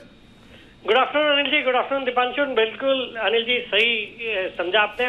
दोनों स्टॉक कैश मार्केट के जिसमें खरीदारी करनी है। बताएं सर। पहला अनिल जी जो आज का पहला स्टॉक है, स्टॉक का नाम है कंट्रोल प्रिंट, जो अभी 444 के लेवल पे ट्रेड करता है। भारत की एक लीडिंग कोडिंग और मार्किंग इक्विपमेंट बनाने वाली कंपनी है जो ये बार कोडिंग में काम आते हैं और जो कि आजकल लीगल रिक्वायरमेंट होने से काफी डिमांड हो गई है उसकी। ये कंपनी भारत की अकेली इंडियन कंपनी है, मतलब डोमेस्टिक जो मेक इन इंडिया वाला जो थीम है वो ये अकेली कंपनी है। बाकी 3 प्लेयर और है वो इंटरनेशनल प्लेयर्स है जो इस सेगमेंट में काम करते हैं और इस कंपनी का भारतीय ये बारकोडिंग सेगमेंट में 18.5% का मार्केट शेयर है। कंपनी का टेक्निकल टाई अप है एक जर्मनी की कंपनी के साथ, एक स्पेन की कंपनी के साथ, फिर रिसेंटली इन्होंने एक नेदरलैंड्स में भी एक कंपनी को एक्वायर किया, मार्क प्रिंट नाम की कंपनी है, उसको एक्वायर किया। मार्की क्लाइंट लिस्ट है, गोदरेज है, HUL, ITC, Tata steel, Hindalco. जून क्वार्टर के नतीजे बेहद दमदार थे। 11 करोड़ का पैट था जो पिछले साल 8 करोड़ का पैट था। सॉलिड फंडामेंटल्स वाली कंपनी है। FIS भी अराउंड 20.9% स्टेक ओन करते हैं जिसमें स्टेट बैंक है, बैरिंग है और इस कंपनी के कल नतीजे आने वाले हैं। मुझे लगता है इस क्वार्टर के नतीजे भी बहुत ही दमदार रहने चाहिए, तो इसमें खरीदारी करने की सलाह। 465 का शॉर्ट टर्म टारगेट है, 435 का स्टॉप लॉस रखना है। ओके, बताएं सर दूसरा पिक। दूसरा स्टॉक अनिल जी वापिस होटल सेक्टर से है। स्टॉक का नाम है लेमन ट्री होटल्स। ये भी इस स्टॉक को मैंने 4 अगस्त को भी रिकमेंड किया था 66 रुपए के लेवल पे, फिर वहां से इसने 93 के हाई टच करे, अभी भी 86 के लेवल पे है ये स्टॉक। तो एक अच्छी अपसाइड पिछले 2 महीने में करी है, बट यहाँ से भी बहुत अच्छा अपसाइड मुझे लगता है इस स्टॉक में आने चाहिए। वैसे भी होटल सेक्टर पे मैं बुलिश हूँ, मैंने हाल ही में 1-2 और होटल स्टॉक्स को कवर किया है। ये भारत की तीसरी सबसे बड़ी होटल चेन है और अगर मिड प्राइस सेगमेंट में देखेंगे तो सबसे बड़ी होटल चेन है। Around 87 hotels in 52 destinations with 8,500 rooms और बाकी इस फाइनेंशियल ईयर में 20 नए होटल इस कंपनी ये चालू करने जा रही है जिसके अंतर्गत इसके 2000 से ज्यादा कमरे और बढ़ जाएंगे। बाकी अनिल जी फंडामेंटल्स बहुत अच्छे हैं। जून क्वार्टर बहुत अच्छा था, 13 करोड़ का पैट आया जो पिछले साल 12 करोड़ का नुकसान था। एबिटा मार्जिन थे 45% के। फिर FIS 39.3% स्टेक ओन करते हैं जिसमें स्टेट बैंक है, फ्रैंकलिन है, JP मॉर्गन, गोल्डमैन सैक्स ये सब ओन करते हैं। बाकी अनिल जी मेरा मानना है कि होटल सेक्टर बहुत ही अच्छा करना चाहिए। एक तो जो उनके एवरेज ऑक्यूपेंसी लेवल्स है काफी अच्छे हैं, फिर जो टैरिफ है वो भी काफी अच्छी है। तो इस क्वार्टर में अभी हाल ही में एक छोटी कंपनी के नतीजे है ओरिएंटल होटल्स, वो भी अच्छे थे। फिर डेल्टा कॉप के भी हमने नतीजे देखे जो ट्रैवल टूरिज्म सेक्टर से ही डिपेंडेंट है। मुझे लगता है ये स्टॉक भी यहाँ से कमाल करना चाहिए और वापिस से नए हाइस की ओर जाना चाहिए। तो मेरा इसमें शॉर्ट टर्म टारगेट है 95 का, स्टॉप लॉस रखना है 81 का। तो ये है आपके लिए लेमन ट्री पर भी खरीदारी करने की राय। आइए बढ़ते आगे। जय की तरफ से है एक जैकपॉट शेयर और उसके बाद आ रही है आपके लिए 2:30 बजे की स्ट्रेटजी 2:40 के आसपास।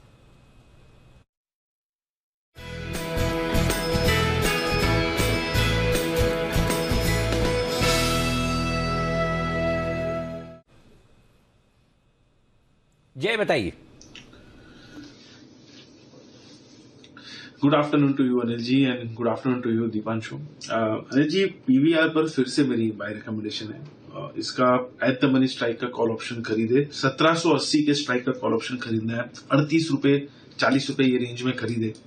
स्टॉप लॉस अनिल जी नीचे लगाना है 24 रुपए का। सो 38 to 40 के रेंज में खरीदे। 24 का स्टॉप लॉस रहेगा। टारगेट्स अनिल जी इसमें बहुत ही बढ़िया निकल कर आ रहे हैं। पहला टारगेट जो है that is 71 and second target will be 88। So 71 and 88 ये दो aggressive targets more than double Anil ji हो जाता है अगर आप देखें इसके टारगेट्स। बिकॉज जो एंटिसिपेट मैंने किया था इसके पहले भी एक बार मैंने PVR में बाय रेकमेंड किया था और अच्छा मूव हमें आज देखने मिल रहा है। आज के मूव से फर्दर कंफर्म हो जाता है कि ये स्टॉक 1860 से लेकर 1900 रुपए तक का मूव अनिल जी हमें दिखा सकता है एंड मुझे ऐसा लग रहा है क्विकली दिखा सकता है 2-3 दिनों में जो हिसाब से यहाँ पे एक मोमेंटम बिल्डअप हुआ है और जो हिसाब से एक ब्रेकआउट देखने मिला है। सो आई थिंक PVR का भी कॉल ऑप्शन खरीद कर चले। रिस्क रिवॉर्ड पर्सपेक्टिव बहुत ही जबरदस्त ट्रेड निकल कर आ रहा है। यार कंसेंसस भी बन रहा है। अभी सचिन जी ने भी कॉल दी थी और जय की तरफ से भी कॉल आ रही है। आइए लेते हैं अनिल जी की मार्केट स्ट्रैटेजी।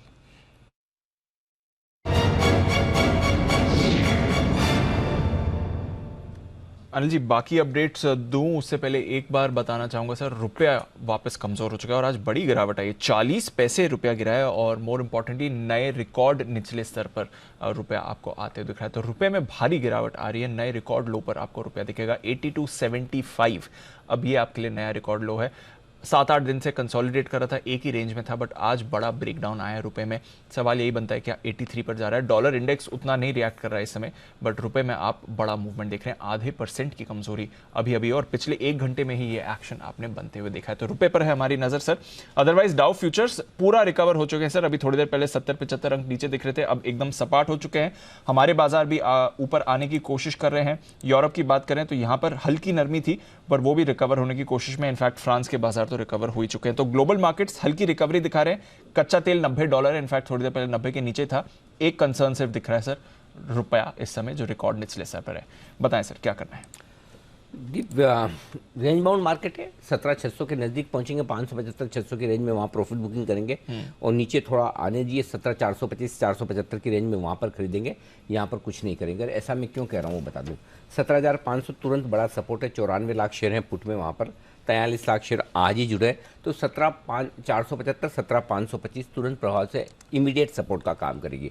अगर 3 बजे तक हम इसे होल्ड करते हैं तो ठीक, लेकिन रुपए की कमजोरी के साथ अगर गिर जाते हैं तो फिर अगला पड़ाव जो होगा वो 17,425 के आसपास का होता है, वहाँ तक का रास्ता खुलता है 475 के नीचे। करेंसी मार्केट अगर इतना कमज़ोर नहीं होता तो मैं पक्का आपको बोलता है कि लेने का टाइम आ रहा है, नीचे बाइंग रेंज में आ रहा है, लेकिन चूंकि करेंसी कमज़ोर हुई है और डाउ फ्यूचर्स भी ज़्यादा साथ नहीं दे रहे, इसलिए हम फिलहाल खरीदने का इंतजार करेंगे, आराम से हड़बड़ी और जल्दबाजी नहीं है। ऊपर 17,600 के ऊपर बंद होना मुश्किल है, क्योंकि 17,600 अच्छा 17,500 क्यों नहीं टूट रहा है डाउ फ्यूचर्स इतना नीचे आने के बावजूद, वो भी बता दूं आपको, क्योंकि 17,500 पे 80 लाख शेयर कॉल राइटर भी खड़े हैं। अच्छा, हाँ, तो जो कॉल बेच के खड़े जिन्होंने 17,600 देखा है, तो जैसे ही नीचे आ रहा तो उनको भी लगा कि चलो यार कॉल बेच के गलती की, अब काट के खत्म करते हैं पोजीशन, और स्पेशली आखिरी 1 घंटे में तो पोजीशन घटती है, बढ़ती नहीं है। करेक्ट, इसलिए 17,500 भी इजीली नहीं टूट रहा है। नहीं तो रुपए की कमजोरी और डाउ फ्यूचर जिस तरह से ऊपर से नीचे आया है तो सबको इजीली लग सकता है ना टूटना चाहिए। क्यों नहीं टूट रहा? 17,500 इसीलिए जल्दी से नहीं टूट रहा, और 17,600 इसलिए पार नहीं करेगा, वहाँ 1 करोड़ 3 लाख शेयर हैं कॉल्स में, हाईएस्ट ओपन इंटरेस्ट है। तो अभी जो डेटा दिख रहे हैं दीप, उसके हिसाब से ज़्यादा संभावना है 17,550 के आसपास आज की क्लोजिंग होनी चाहिए। डेटा ये बता रहे हैं 17,550, तो उस हिसाब से आपको ज़्यादा कुछ करने जैसा बन नहीं रहा। डाउ फ्यूचर्स रिकवर होकर समझो 75-100 पॉइंट ऊपर हो जाते हैं तो आप थोड़ा ऊपर चले जाएंगे 17,550 575, और कमज़ोर होकर थोड़ा 50-75 नीचे हो जाते हैं तो 500-525 आ जाएंगे। लेकिन ज़्यादा संभावना है कि 500 से 600 की रेंज में समय बिताकर समाप्ति कर दें, और वो भी अपने आप में ठीक ही है, कोई खराब नहीं। अच्छी बात, तो एक तरह से अच्छी बात है ना, आप नेगेटिव न्यूज़ पर नहीं रिएक्ट कर रहे हो और रेंज भी अपनी होल्ड कर रहे हो। करेक्ट, और रुपए की कमजोरी तो आपकी अपनी है ना, दूसरों की। एक बार डॉलर इंडेक्स पे देखें क्या, डॉलर उतना नहीं, 112 के ऊपर है, वैसा नहीं है, मतलब जैसा रुपया गिर रहा है वैसा डॉलर इंडेक्स ऊपर नहीं है। 112 तो ज़्यादा नहीं बढ़ा, ये तो 112 का 112.50 है। ओके, अब आइए बैंक निफ्टी, 40,000 स्ट्रॉन्ग सपोर्ट है, 30 लाख शेयर है। बेसिकली बैंक निफ्टी में दीप जो दिख रहा है वो ये है 40,200 से 40,300, ये 100 पॉइंट की रेंज मजबूत सपोर्ट आ रही है, ठीक है, और 40,300 से 40,500 रुकावट की रेंज है। तो अब बड़ी तेजी आपको तभी करनी है जब 40,500 के ऊपर टिके, जो संभावना कम दिख रही है, और नीचे 40,000 के नीचे जाए तो ही डरना है। तो आई थिंक बैंक निफ्टी भी यहीं 40,300-400 के आसपास ही शायद बंद होने की कोशिश करे। हाँ, निफ्टी के मुकाबले में थोड़ा सा बैंक निफ्टी बेहतर कर सकता है, इसकी संभावना दिख रही है अभी थोड़ी सी डेटा के लिहाज से। जी, गॉट इट सर। चलिए, ये है आपके लिए इस समय बाजार पर नजरिया। अनिल जी का नजर रखते हैं इस एक्शन पर। रुपए पर भी रखिए नजर, ये भी रिकॉर्ड निचले सर पर 82.80। अनिल जी बात करते करते 5 पैसे और गिर गया, अभी 82.75 आपके लिए हाईलाइट किया था, बात करते करते 5 पैसे और ज़्यादा जोर से गिरा है, बहुत भारी गिरावट आई है सर, और पिछले 1 घंटे में ही हुआ है जो ये पूरा एक्शन है। पर आइए, एक इम्पॉर्टेंट खबर, और सुबह से कई सारे हमारे व्यूअर्स हमसे पूछ भी रहे हैं कि ये आरती इंडस्ट्रीज में हुआ क्या है एग्जैक्टली, आज इतने वॉलेटाइल क्यों दिख रहा है, और एक बार के लिए तो 9:15 से 10 के बीच में कुछ अनाप शनाप प्राइसेस भी इसके दिखे थे। क्या है पूरा मामला, एक बार समझते हैं। नुपुर है हमारे साथ तैयार। नुपुर, बताइए क्या हुआ ये आरती इंडस्ट्रीज में आज? आरती इंडस्ट्रीज में एक्चुअली जो फार्मा बिजनेस है वो आज डीमर्ज हो गया। जो अब लिस्टेड एंटिटी है आरती इंडस्ट्रीज, उसमें सिर्फ केमिकल बिजनेस रह गया। अब इस पूरी स्कीम को अगर हम समझें तो जो डीमर्जर रेशियो वो ऐसा है कि अगर आपके पास आरती इंडस्ट्रीज के 4 शेयर हैं तो आपको फार्मा में 1 शेयर मिलेगा। तो वैल्यूएशन वाइज कंपनी ने 25% का वैल्यू दिया है फार्मा बिजनेस को, मार्केट कैप से अगर हम देखें तो। अब कारोबार क्या है दोनों कंपनीज का, तो जो फिलहाल जो लिस्टेड एंटिटी है आरती इंडस्ट्री इंडस्ट्रीज वो प्योर केमिकल बिजनेस वाली कंपनी है, उसमें सिर्फ अब केमिकल बिजनेस है। फार्मा जो API बिजनेस था वो पूरा का पूरा आरती फार्म लैब्स बिजनेस जो है उसमें जा चुका है। रेवेन्यू कंट्रीब्यूशन की बात करें तो केमिकल बिजनेस कंसोलिडेटेड का 84-85% रेवेन्यू कंट्रीब्यूशन है। तो 7,000 करोड़ की अगर टोटल टॉप लाइन है तो 5,800 करोड़ का केमिकल बिजनेस है और 1,100 करोड़ के आसपास जो फार्मा बिजनेस है पर साल की वो रेवेन्यूज़ है। जो मुनाफा है अगर उसकी बात करें, एबिट की बात करें तो करीबन 11% जो टोटल कंसोलिडेटेड एबिट है वो फार्मा बिजनेस से आता है। अब ये डीमर्जर क्यों हुआ, इसका मेन रीज़न था वैल्यूएशन। अगर आरती इंडस्ट्रीज़ को हम दूसरी केमिकल प्लेयर्स के साथ कंपेयर करते हैं तो काफ़ी डिस्काउंट पे ये स्टॉक है। मैंने एक टेबल आने वाली होगी स्क्रीन पे, अगर उस पर देखेंगे तो कंसोलिडेटेड एंटिटी जो थी वो 22 टाइम्स पे ट्रेड करी थी 1 ईयर फॉरवर्ड पर। अगर जब ये दोनों डीमर्ज हो जाएगी और जब दोनों लिस्टेड होगी सेपरेटली तो इसके वैल्यूएशन आपको ऐसे दिखेंगे। आरती इंडस्ट्रीज़ के जो 1 ईयर फॉरवर्ड के वैल्यूएशन है वो 24 टाइम के आसपास आते तो कंसोल से काफ़ी ज़्यादा है। फार्मा बिजनेस के भी 17 टाइम पे वैल्यूएशन दिए जा रहे हैं। अब मैनेजमेंट का क्या कहना है फ्यूचर आउटलुक को लेके, तो उनका काफ़ी स्ट्रॉन्ग पाइपलाइन है। केपेक्स को लेके रेवेन्यू ग्रोथ का भी एस्टिमेट उन्होंने काफ़ी स्ट्रॉन्ग दिया है। केपेक्स की बात करें तो जो केमिकल बिजनेस में वो 25,000 से 3,500 से 3,000 करोड़ का केपेक्स करने वाली है कंपनी, और फार्मा बिजनेस में करीबन 350 से 500 करोड़ का केपेक्स कंपनी करेगी।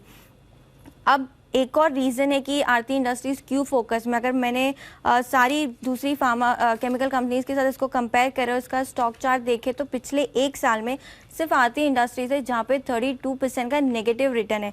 उसको अगर हम नवीन फ्लोरिन, SRF, गुजरात फ्लोरो से कंपेयर करें तो वो 11 से 90% का रिटर्न आते दिखा पिछले एक साल में। वैल्यूएशन वाइज आरती इंडस्ट्रीज 22 टाइम पे, नवीन फ्लोरिन 39 टाइम्स पे, SRF 28, गुजरात फ्लोरो 35 टाइम्स के आसपास है। अब पूरे एक साल में सबसे खराब यही रहा है। हाँ बिल्कुल यही ना।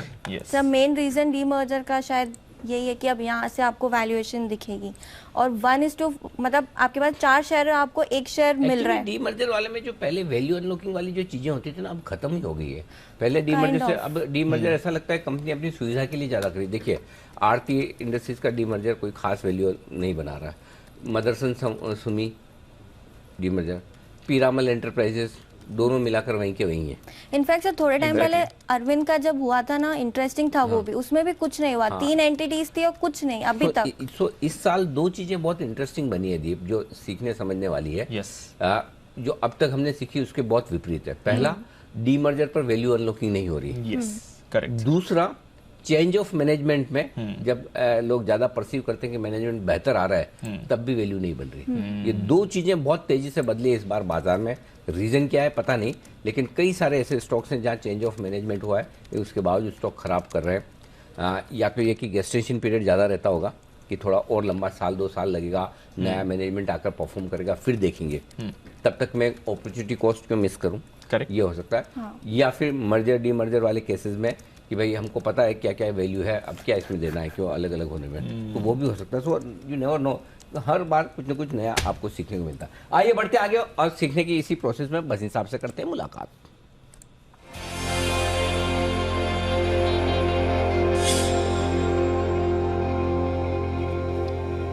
बसिन साहब नमस्कार, स्वागत है सर आपका। बताएं सर पहले तो आपकी तरफ से अपडेट्स।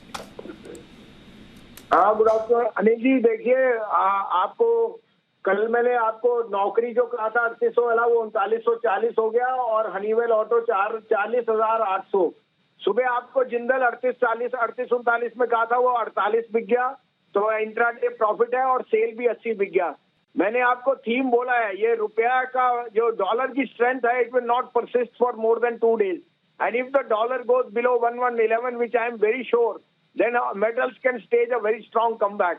उसके अलावा the earnings for Tata Steel at 5% dividend yield and not even 1 time price to book, I think ये और सेल और Jindal are giving you a very good entry point. तो मैं कांस्टेंट हूं कि metals are going to outperform. अब आपके लिए 3 पिक्स हैं, आप कहे तो मैं शुरू करूं। प्लीज बताएं। तो सबसे पहले लीजिए सर LIC हाउसिंग, 411 रुपए में लीजिए। मुझे लगता है LIC हाउसिंग के जो नंबर आने और निम्स हैं will be the highest ever, क्योंकि लो टिकट में वो और Canfin are gaining market share. LIC almost has a 23% market share in the ticket of 8 lakh to 23 along with Canfin. तो 411-12 में that becomes a very good proxy play. 435 का stop target है, 401 का stop loss. दूसरा पिक आपने अभी जैसे जिक्र किया कि डीमर्जर के बाद शेयर नहीं चलता, और आप सबसे अच्छा केस है मदरसन का। और ये क्योंकि मदरसन ने अभी स्टॉक स्प्लिट भी बोनस भी दिया है और 2% उसमें ओरिजिनल शेयर होल्डर ने बेचा है। It is more to do with tax gain. The company is now in the new foray of aviation, EVs and they have a big contract with Boeing and Daimler. तो मुझे लगता है मदरसन की ये tax जो प्लानिंग के बाद में ये टैक्स छूट के लिए जो सेलिंग हुई है, that is a opportunity to buy. 63-64 में लीजिए, 61 का स्टॉप लॉस है, 72 रुपए का टारगेट। और तीसरा big one and only Tata steel, 100 रुपए में लीजिए, 97 का स्टॉप लॉस, 107 का target. Tata steel will come out with brilliant results and the cost reduction as far as interest will be the biggest kicker for Tata steel. यह है आपके लिए 3 बेहतरीन पिक्स वसीम साहब की तरफ से। LIC हाउसिंग, मदरसन संवर्धन और साथ ही साथ टाटा स्टील, इन तीनों में करें खरीदारी। इस बीच रुपया 82 रुपये 79 पैसे के आसपास डे लो के आसपास ट्रेड करता हुआ दिखा। लाइफ टाइम लो के आसपास, माफ करेगा, डे लो कहना गलत होगा, लाइफ टाइम लो के आसपास इस वक्त करेंसी। और ऐसा है कि डॉलर के मुकाबले में रुपए के साथ साथ दूसरी करेंसी भी काफी तेजी से घटी है। तो ऐसा नहीं खाली रुपया घटा है, बाकी इसके अलावा यूरो, पाउंड, युआन, येन, ये 4 बड़ी करेंसी। यूरो तो पूरी यूरोप की है, पाउंड ब्रिटेन की है, युआन चाइना की है और साथ ही येन जापान की। ये चारों करेंसी भी और साथ ही साथ रुपया भी। अब हम भी बड़ी करेंसी में आते तो हम सारे के सारे करेंसीज डॉलर के सामने, डॉलर इंडेक्स उतना मूव नहीं हुआ लेकिन बाकी करेंसीज काफ़ी तेजी से गिरी सर। डॉलर में स्ट्रेंथ है। और एक चीज़ और हाईलाइट करना चाहूँगा सर, यूएस की 10 साल की बॉन्ड यील्ड, इसको भी पुल अप करते हैं, 4.07 पर आ गई है। तो ये रिसेंटली जो 14 साल की ऊंचाई थी वापस उन लेवल्स पर आ गई। तो सडनली करेंसी और ये बॉन्ड मार्केट में कुछ बड़ा एक्शन हुआ है जहां तक अमेरिका का सवाल है। कुछ तो वहां से क्यूज आ रहे हैं सर हमारे। चलिए, तो ये इस पर रखेंगे नजर। आइए तब तक बढ़ते हैं आगे, और अब वक्त है हमारी एक बड़ी और एक्सक्लूसिव खबर आपके सामने रखने का। इनसाइडर ट्रेडिंग के नियमों को लेकर सेबी कुछ बड़े बदलाव करने जा रही है, और ये बड़ी और एक्सक्लूसिव खबर लेकर आ रहे हैं हमारे संवाददाता तरुण शर्मा। तरुण, बताइए क्या है बड़ी खबर आपके पास, क्या नियम बनने या बदलने वाले हैं और कब से? बिल्कुल सर, मैं बताना चाहूँगा कि इनसाइडर ट्रेडिंग के लिए सेबी आने वाले समय में एक सख्त कानून लेकर आ सकता है।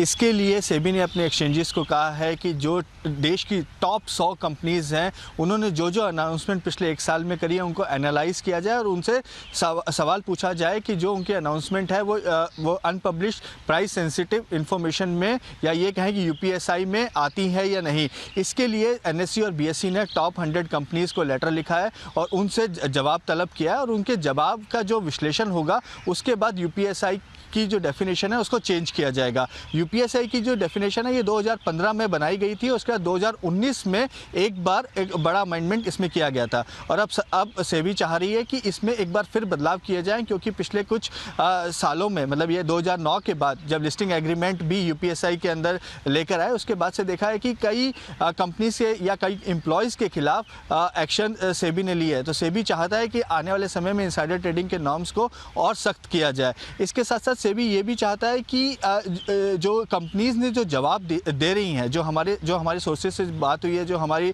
कंपनीज में बात हुई है, वो भी ये कह रही है कि जिस तरह से यदि फार्मा कोई कंपनी है तो यदि कोई प्रोडक्ट लॉन्च हुआ है तो क्या वो UPSI में आता है या नहीं। KMP यदि किसी ने रिज़ाइन किया है तो क्या वो UPSI के कैटेगरी में रखा जाए या नहीं। जिससे एक्सिस बैंक से, जैसे सिटी एक्सिस बैंक की जो डील थी, क्या UPSI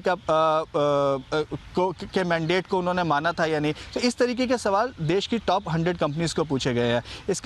इससे यदि UPSI की डेफिनेशन बदलती है और उसका दायरा बढ़ता है तो कंपनीज पे एक बर्डन जरूर बढ़ेगा, क्योंकि UPSI यदि में डेफिनेशन के अंदर बाकी डेफिनेशन को यदि एक्सपेंड करेंगे तो UPSI के नॉर्म्स को मानना पड़ेगा। UPSI के नॉर्म में आपकी ट्रेडिंग विंडो क्लोज हो जाती है। जिन के पास UPSI की इंफॉर्मेशन होती है उनका पैन कार्ड की डिटेल रखनी पड़ती है। तो कई सारे ऐसे नियम हैं जिनमें आने वाले समय में बदलाव हो सकता है, लेकिन इनसाइडर ट्रेडिंग के नॉर्म्स को बदलने, सख्ती करने और साथ साथ UPSI की डेफिनेशन के दायरे को बढ़ाने पे सेबी काम कर रही है।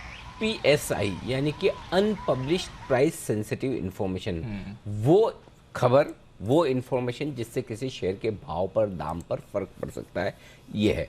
अब सेबी इसका दायरा बढ़ाने जा रहा है। कौन सी खबर को, कौन सी इन्फॉर्मेशन को, कौन सी जानकारी को यूपीएससी कि सेंसिटिव इन्फॉर्मेशन माना जाए, इस पर दायरा सेबी बढ़ाने की तैयारी में, ताकि इनसाइडर ट्रेडिंग और ज़्यादा इसके खिलाफ एक्शन लिए जा सके। तो बड़ा ऐलान सेबी की तरफ से हो सकता है, इस पर आप जल्दी ही नियम और मजबूत होते हुए देखेंगे, ताकि लोग कोई भी जो कंपनी के साथ जुड़े हों या जो फंड मैनेजर्स हों या कोई आम इस तरह के की मैनेजरल पर्सन हो जो कंपनी में किसी मजबूत पोजीशन पर बैठे हो, जहाँ उन्हें इन्फॉर्मेशन मिलती हो, कोई ऑडिटर्स हो, कोई कंसल्टेंट हो, कोई लीगल फर्म हो, ये इसका फ़ायदा उठाकर पहले ट्रेड ना करें।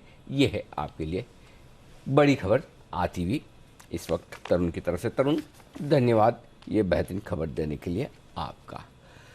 तो यह है पूरा का पूरा एक्शन, और इस बीच 17,500 के नीचे आता हुआ निफ्टी थोड़ा सा कमजोर होता हुआ नजर आ रहा है, और उस पर भी करेंगे फोकस। लेकिन उससे पहले आइए बात करेंगे कोल इंडिया की, जिसके दमदार प्रदर्शन और फ्यूचर आउटलुक ने शेयर की री रेटिंग के दरवाजे खोल दिए हैं, यानी कि बड़ा एक्शन यहाँ होता दिख रहा है। आइए हमारे साथ जुड़ रहे हैं आशीष बताने के लिए कोल इंडिया पर पूरी डिटेल्स। आशीष बताएं। सर, साल की शुरुआत से अब तक देखें तो निफ्टी का सेकंड टॉप गेनर है। 66% का शानदार रिटर्न इसने दिया, किसी ने एक्सपेक्ट नहीं किया था। लेकिन जिस प्रकार की तेजी स्टॉक में देखने को मिली थी, अब लग रहा है कि आगे भी आउटलुक जो है सुधरता हुआ नजर आएगा। कुछ बड़े कारण है। सबसे पहले अगर आप देखें तो फाइनेंशियल परफॉर्मेंस कंपनी की काफी हद तक सुधरी है। पिछले 3 तिमाहियों का ट्रेंड अगर आप देखेंगे तो रेवेन्यू, एबिटा, मार्जिन और पैट, यहाँ पर आपको काफी बढ़िया ग्रोथ देखने को मिली है। और इनफैक्ट ये चौथी तिमाही हो जाएगी जहाँ यहाँ पर नतीजे जो है बढ़िया आएंगे, क्योंकि मैंने इसका अनुमान देखा और अनुमान के हिसाब से भी देखें तो मुनाफे में ग्रोथ है, इनकी टॉप लाइन बढ़ेगी, और खास बात है कि मार्जिन भी अगर आप देखें तो 14% से 17% रहने का अनुमान है। तो लगातार जो अच्छे नतीजे आ रहे हैं उसका इंपैक्ट आपको स्टॉक प्राइस में देखने को मिल रहा है। एक और बड़ी री रेटिंग की चीज है, वो है कोल गैसिफिकेशन, जिसके लिए अगर आप देखें तो लगातार पीएसयू कंपनीज के साथ करार हो रहा है, और अगर यहाँ पर ये चीजें सफल हो जाती हैं तो ये कंपनी के लिए बहुत बड़ी री रेटिंग का मौका होगा। और साथ में अगर आप देखें तो जिस प्रकार से कोल शॉर्टेज की खबरें दुनिया भर में, हालांकि कोल इंडिया ने 1 रुपया भी दाम नहीं बढ़ाया, लेकिन इनके जो ई ऑक्शन प्राइजेस हैं, प्रीमियम है, रियलाइजेशन है, यहाँ पर लगातार बढ़त देखने को मिली, तो इसका भी फायदा आपको देखने को मिला है। कंपनी जो है लगातार अपने बिजनेस को ट्रांसफॉर्म कर रही है, ना कि सिर्फ कोल को, वो थोड़े से सोलार में है या फिर दूसरी भी चीज़ों को जो है रिन्यूएबल एनर्जी स्पेस में मौके तलाश रही है। तो यहाँ पर भी अगर कुछ कंस्ट्रक्टिव निकल कर आता है तो कंपनी के लिए काफ़ी बढ़िया होगा। लेकिन सर, स्टॉक में सबसे अच्छी बात है इसकी 7% की डिविडेंड यील्ड। ये 7% तब बता रहा हूं जब इसमें ऑलरेडी 66% का मूव आ गया है। कैश अभी भी बहुत ज्यादा है, 29,000 करोड़ की नकदी है। और सर, कोल इंडिया के बारे में सब बोलते हैं कि ये तो पैसे देता ही नहीं है, रिटर्न बनता ही नहीं है यहाँ पर, लेकिन अगर आप इसके डिविडेंड का ट्रैक रिकॉर्ड देखेंगे तो इससे बेहतर स्टॉक नहीं नजर आएगा डिविडेंड के मामले में, क्योंकि पूरी तरीके से एक डिविडेंड मशीन है। इसने लिस्टिंग के बाद से 2010 में इसकी लिस्टिंग हुई थी, इशू प्राइस था 245 का, अब बिल्कुल 245 के करीब ही आ गया स्टॉक। और 2010 से लेके अब तक अगर आप देखें तो स्टॉक ने कुल 191 रुपए का बड़ा डिविडेंड ऑलरेडी दे दिया है। अब अगर 245 के पार निकल गया तो सर, ये जो कोल इंडिया के आईपीओ निवेशक हैं, इनको डिविडेंड तो मिला ही, साथ में कैपिटल अप्रिसिएशन भी मिलेगा। आगे ना फाइनली आईपीओ प्राइस पर समय लग सकता है, देर है अंधेर नहीं। निफ्टी का स्टॉक और भयंकर डिविडेंड देने के बाद तो भाव आ गया। बिल्कुल सर, आ गया, ऑलरेडी प्रॉफिट में, और डिविडेंड हटा के भी प्रॉफिट में हो जाएगा। बहुत ही बेहतरीन। काफी लोग कह भी रहे हैं आज, इस बार किसने कहा कि जो काम पिछले साल, पिछली दिवाली से इस दिवाली आईटीसी ने किया, वो इस दिवाली से अगली दिवाली कोल इंडिया कर सकता है। अगर ग्लोबली इसी तरह से एनर्जी प्राइसेस रहे, कोई बड़ी बात नहीं, अगले साल का आईटीसी ये बन जाए है तो होल्ड करें, ये जरूर ध्यान में रखने वाली बात है। आइए बिगुल किरण जी के लिए किरण का कमाल।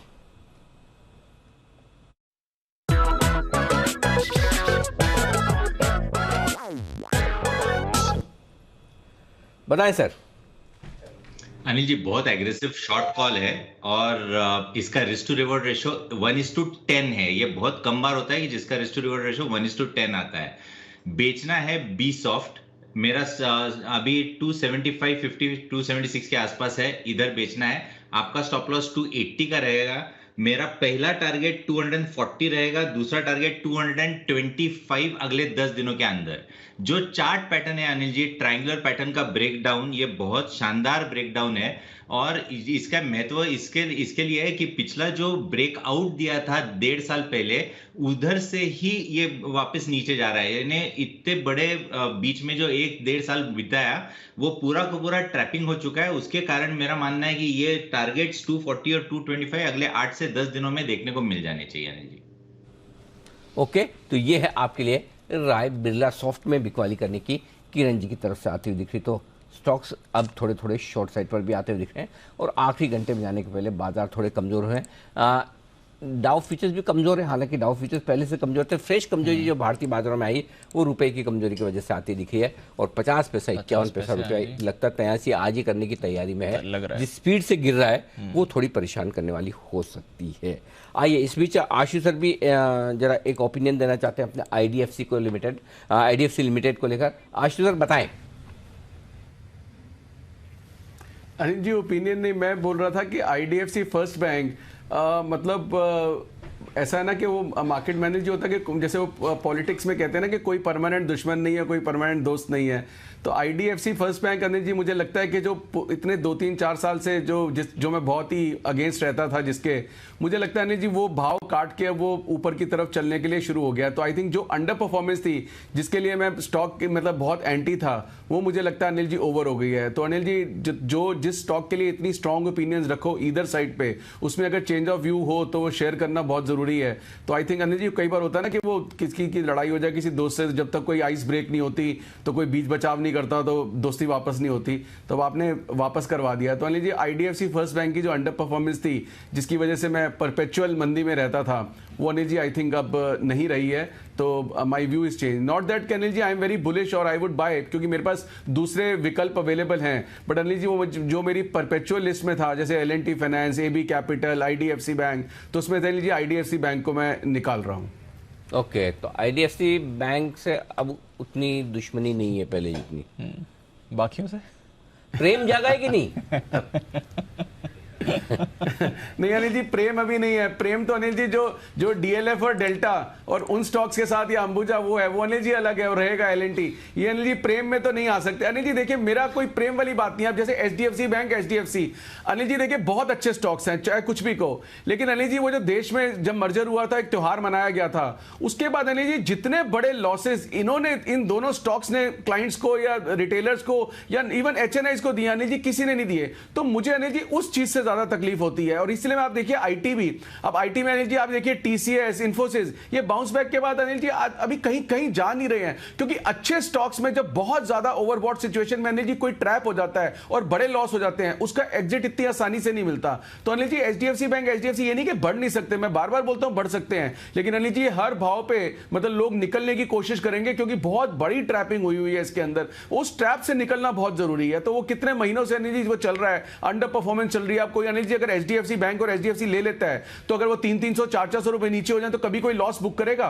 कभी नहीं करेगा अनिल जी। उसको 2000 लोग ऐसे फंड मैनेजर से लेके एनालिस्ट मिल जाएंगे जो कभी उसको गाइड नहीं करेंगे कि इसमें लॉस बुक करो। बट अनिल जी उस दौरान बाजार कहां से कहां पहुंच गया, कुछ स्टॉक्स कहां से कहां पहुंच गए, तो उस चीज को, उस अंडर परफॉर्मेंस से की तकलीफ होती है। तो ऐसे अनिल जी वो बहुत इंपॉर्टेंट होता है कि ट्रेड कैसे करना और कब करना है। तो ये जो अंडर परफॉर्मेंस है। अब अनिल जी ईवी थीम के बारे में अब आप कहेंगे आपने एक क्वेश्चन एक पूछा, मैं तीसरा दे रहा हूं अनिल जी। आज अभी आप ये देखिए, आप एपीआई की बात कर रहे थे, आज से लास्ट ईयर तक अनिल जी मुझे याद है 1-1.5 साल पहले आप एपीआई चूरन पे प्रोग्राम करते थे, मतलब जो थीम एकदम इतना रैम्पेंट हो गया था कि लोगों का मतलब वो अवेयरनेस बढ़ाने के लिए कि एग्जैक्टली है क्या, और जेन्युइनली वो बहुत अच्छे प्रोग्राम होते थे कि लोगों को पता नहीं था। पर अनिल जी वो उस वक्त देखा था जब वो वैक्सीन बन रही थी, ये वैक्सीन के वायल्स बनाएगा, इसको आउटसोर्सिंग ऑर्डर मिलेगा, इसके पास इतनी कैपेसिटी, और क्या से क्या हो गया था। एंड में फार्मा में कितना फटका लगा। वही डर अनिल जी मुझे ये जो इलेक्ट्रिक व्हीकल ईवी थीम है ना उसमें लगता है। तो अनिल जी ये मैं चीजें बहुत ध्यान रखता हूं कि कहीं ना कहीं जो यूफोरिक थीम बन जाते हैं, जो मैनिया थीम्स बन जाते हैं, उनसे बहुत बच के रहना चाहिए। एंड दैट इज व्हाई आप कहेंगे कि मैं बार बार टाटा पावर का एग्जांपल देता हूं। यही अनिल जी 4 महीने हो गए टाटा पावर के साथ वही स्टेटस चल रहा है, ऊपर खुलता है, कॉल आती है, कॉल चलो नहीं भी आती है, वो पुराना रोल ओवर चल रहा है, लोगों को अच्छा लगता है, नीचे कटता है 4 महीने से। अनिल जी अगर 4 महीने के में अगर एक स्टॉक नहीं चला और उसमें दुनिया कहां से कहां पहुंच गई, तो अनिल जी ये टाइमिंग बहुत इंपॉर्टेंट है। मैं 5 साल 4 साल 3 साल वाला हूं भी नहीं, और मैं ओपनली कहता हूं कि मैं लॉन्ग टर्म में बिलीव नहीं करता हूं। लॉन्ग टर्म में कोई अनअकाउंटेबिलिटी अनिल जी, तो वो बात मैं करता नहीं। पहली चीज अनिल जी अपनी लाइफ मंथ टू मंथ है, तो उसमें अनिल जी राइट चीज करना बहुत जरूरी है, और उसमें अनिल जी कॉल गलत जाती है तो हमें भी उतनी तकलीफ और उतना दुख होता है। तो ये है आपके लिए आईडीएफसी फर्स्ट बैंक पर जो बेरिश हुआ था वो न्यूट्रल होता हुआ। अब आशु जी का, मैंने गलती से पूछ लिया दिल में प्यार जागा है नहीं आशु जी गलती तो एंकर की मानी जाए। अनिल जी एक काम, अरे नहीं, sorry, बस हो मैं दूसरी गलती तुरंत नहीं करूंगा। जल्दी से चलते हैं ब्रोकरेज पिक्स की तरफ। कुशल गुप्ता हमारे साथ तैयार है, आइए जान लेते हैं आज की दिवाली ब्रोकरेज पिक्स।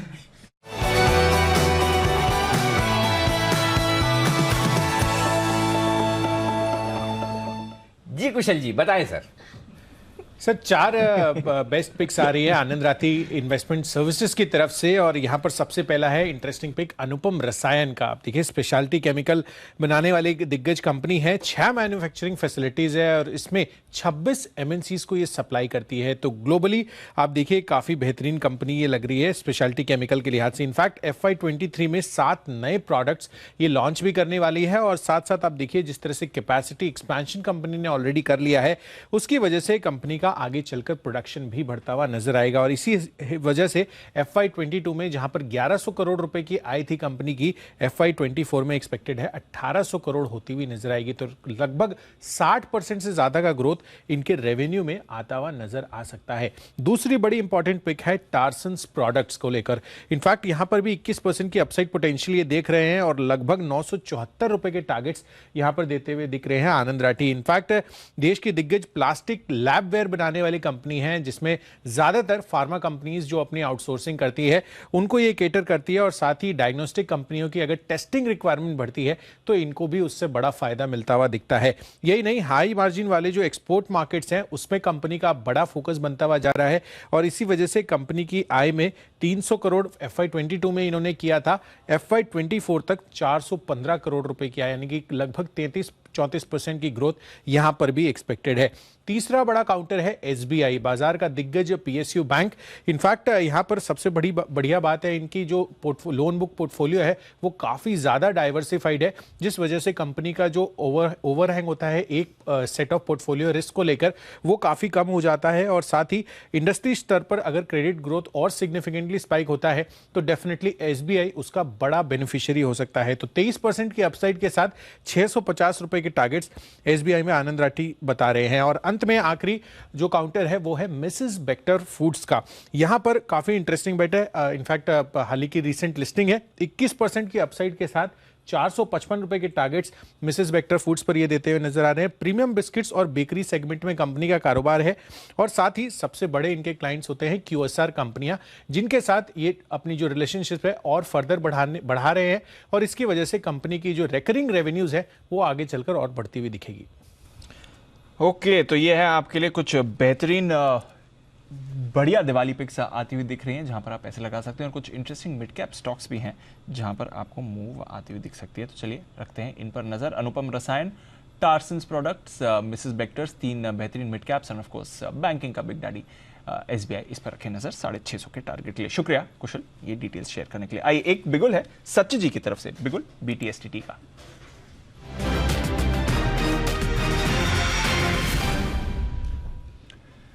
बताएं सर। Thank you Deepanshu. यहाँ पर बिकवाली करनी है वेदांता के फ्यूचर्स में। ये पर्टिकुलर ट्रेड आइडिया हमने हमारे क्लाइंट्स को भी अभी दिया है HTBT के लिहाज से। सो जिस तरीके से स्ट्रक्चर है मुझे लग रहा है लगभग 274 के आसपास के स्विंग्स यहाँ पर बनने चाहिए कंफर्टेबली, एंड पोजिशनली 271 का टारगेट होगा। स्टॉप लॉस आपको यहाँ से लगाना है अराउंड 283.30।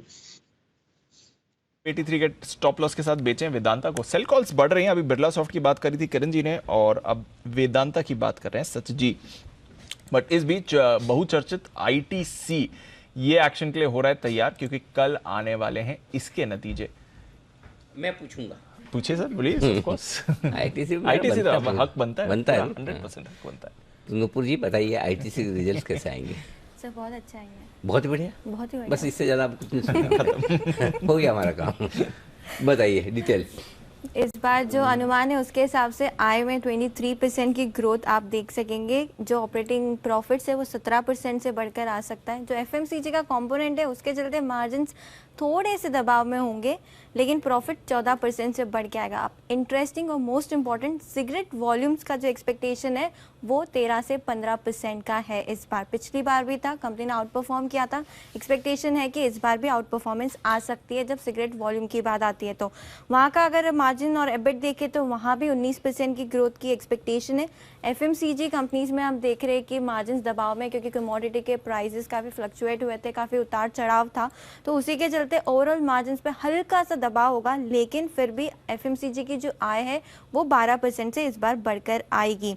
हालांकि ये भी अनुमान है कि क्वार्टर ऑन क्वार्टर बेसिस पे, मतलब पिछले क्वार्टर से इस क्वार्टर में मार्जिन थोड़े से बेटर आपको एफएमसीजी में आते दिखेंगे। होटल और पेपर सेगमेंट में भी इस बार एक्सपेक्टेशन है कि बढ़िया ग्रोथ होगी, तो नज़र रखनी है। जो डीमर्जर इनकी भी बात हो रही है, होटल अलग करेंगे, पेपर अलग करेंगे, तो वहाँ पे क्या मैनेजमेंट की कॉमेंट्री आती है। स्टॉक में बहुत मोमेंटम है, 55% इस साल अपटिक दिखा है स्टॉक में।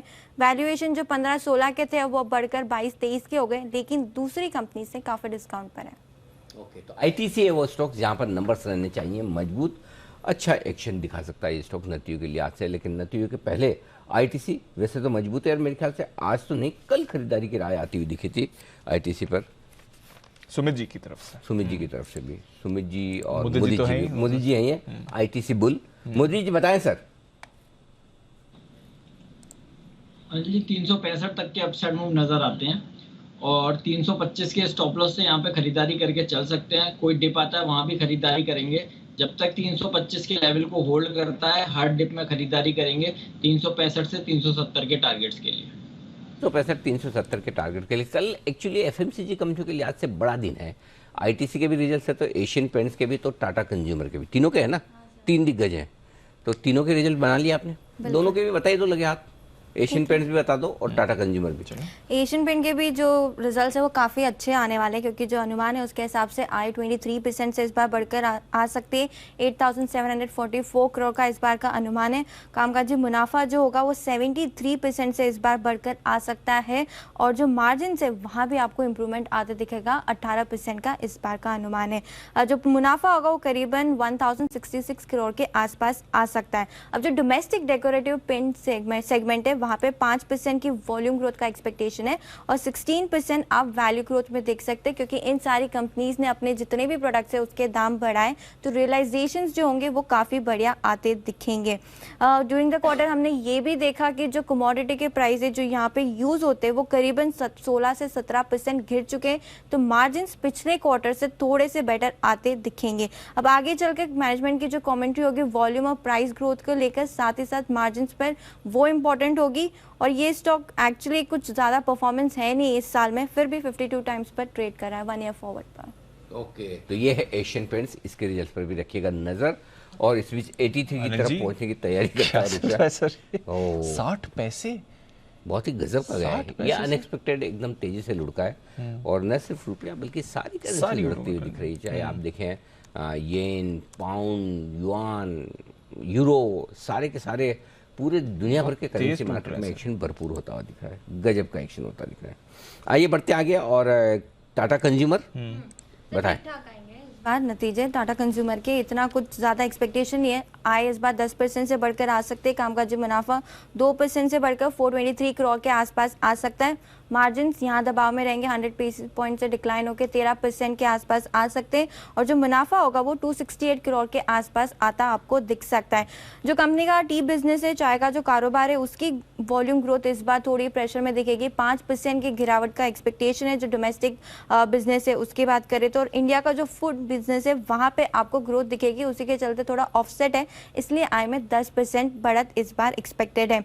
इंटरनेशनल की बात करें तो वहाँ पर भी जो टी कॉफ़ी का बिजनेस है वहाँ पे थोड़ा दबाव है। टी में इस बार 4% की वॉल्यूम डिक्लाइन की एक्सपेक्टेशन है इंटरनेशनल में, और कॉफ़ी में 14% की इस बार एक्सपेक्टेशन है कि बढ़कर आ सकता है। अब आगे चलकर जो मार्जिन्स में प्रॉब्लम है उस पर क्या कमेंट्री आती है, उस पर एक बार नजर रहेगी हमारी सबकी। ओके, तो टाटा कंज्यूमर और एशियन पेंट्स ये भी नतीजे कल आपको देने, आज हाँ कल देने वाला है। कल इन नतीजों पर भी आपको रखनी है नज़र। तो भरपूर एक्शन होता हुआ दिख रहा है। इस बीच करेंसी मार्केट में भी एक्शन भरपूर है। 82.90 ये है वो लेवल, 54 पैसे की कमजोरी का लो यही है। और इस बीच डाउ वापस से मजबूत हो रहा है। 45 अंक ऊपर आता हुआ दिख रहा है डाउ फ्यूचर। समझ नहीं आ रहा हो क्या रहा है।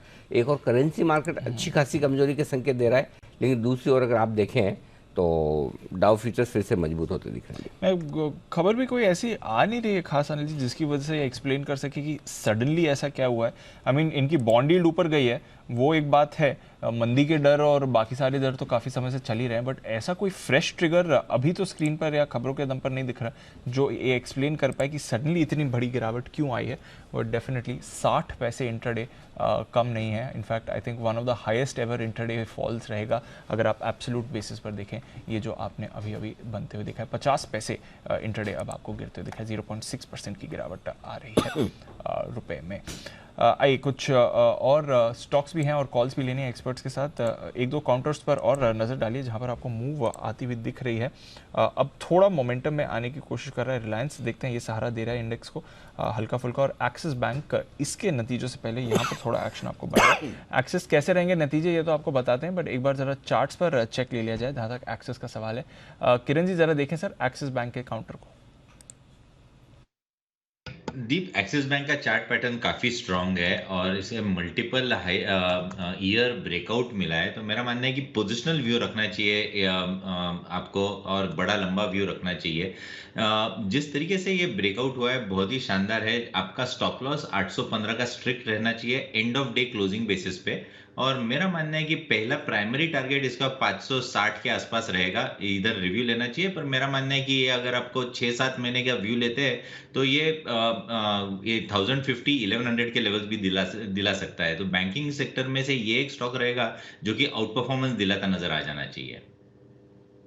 तो ये है आपके लिए एक्सिस बैंक जिस पर एक मूव आ रही है, बट एक ब्रेक डाउन आया है L&T टेक्नोलॉजी पर। और सचिन जी जरा एक बार इसका चार्ट आप देखें सर, 6.5% का इंट्राडे गिरावट आई है L&T टेक पर, नतीजों का ये रिएक्शन है और गिरावट देखते हैं यहाँ से सर। दीपांशु, ऑलरेडी एक काफी बड़ा ब्रेकडाउन नजर आ रहा था। इनफैक्ट एक अपवर्ड राइजिंग चैनल में स्टॉक लॉक्ड इन रहा था ऑलमोस्ट एक महीने से, एंड वो पर्टिकुलर लेवल ब्रीच होने के बाद मुझे लग रहा है लगभग अराउंड 35-20 के आसपास का जो ब्रेकडाउन हुआ उसके बाद पोजीशनिंग और थोड़ी सी अग्रेसिव हुई है। सो इमीडिएट बेसिस पे तो मुझे लग रहा है जिस तरीके से ओवरऑल डेटा है प्लस इसके इंडिकेटर्स प्लेस्ड है, ये पर्टिकुलर गिरावट और थोड़ी एक्सटेंड होनी चाहिए। तो 3300 के आसपास का एक बेस है, मुझे लग रहा है वो पर्टिकुलर बेस वापस रिविजिट होना चाहिए। सो अगर किसी की एग्जिस्टिंग शॉर्ट पोजीशन है तो अभी भी कंटिन्यूड रहनी चाहिए 35-10 के स्टॉप लॉस के साथ। यह आपके लिए L&T टेक जहां पर आज नतीजों का रिएक्शन आया है और बहुत ही शार्प रिएक्शन आया। सुबह से ही कमजोर था बट थ्रू द डे इस पर सेलिंग आपने बनती हुई दिखी और अब आपको डेज लो पर ये काउंटर ट्रेड करते हुए दिखेगा। देखते हैं यहाँ से कैसी मूव इस पर आएगी। एक स्टॉक जहाँ पर अच्छा ब्रेकआउट आया है PNB हाउसिंग, इस पर रखिएगा नज़र। 8.5% का उछाल इस पर आया। PNB के तो अभी हम बात कर ही रहे थे और एक DII पिक के तौर पर राकेश जी कुणाल जी ने रेकमेंड किया है, बट PNB हाउसिंग पर भी आप उतना ही बढ़िया एक्शन देख रहे हैं। एक बार मुदित जी से ज़रा राय ली जाए PNB हाउसिंग के चार्ट पर। मुदित जी ज़रा बताएं सर।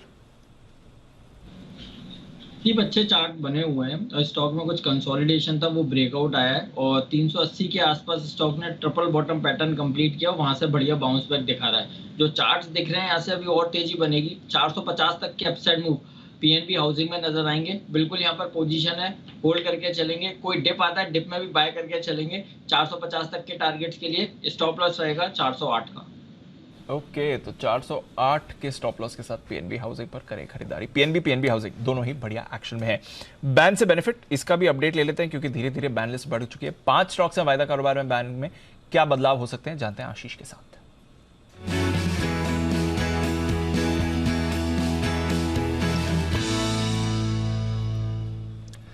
आशीष बताएं, कुछ एंट्री एग्जिट होंगी? दीपांशु कोई बदलाव तो नहीं होगा, लेकिन 5 स्टॉक है, इसके लिए अपडेट देना जरूरी है। BHEL देखिए करीब 99% है, इंडिया सीमेंट 91%, जील करीब 91%, delta corp 87, India bulls housing finance 85।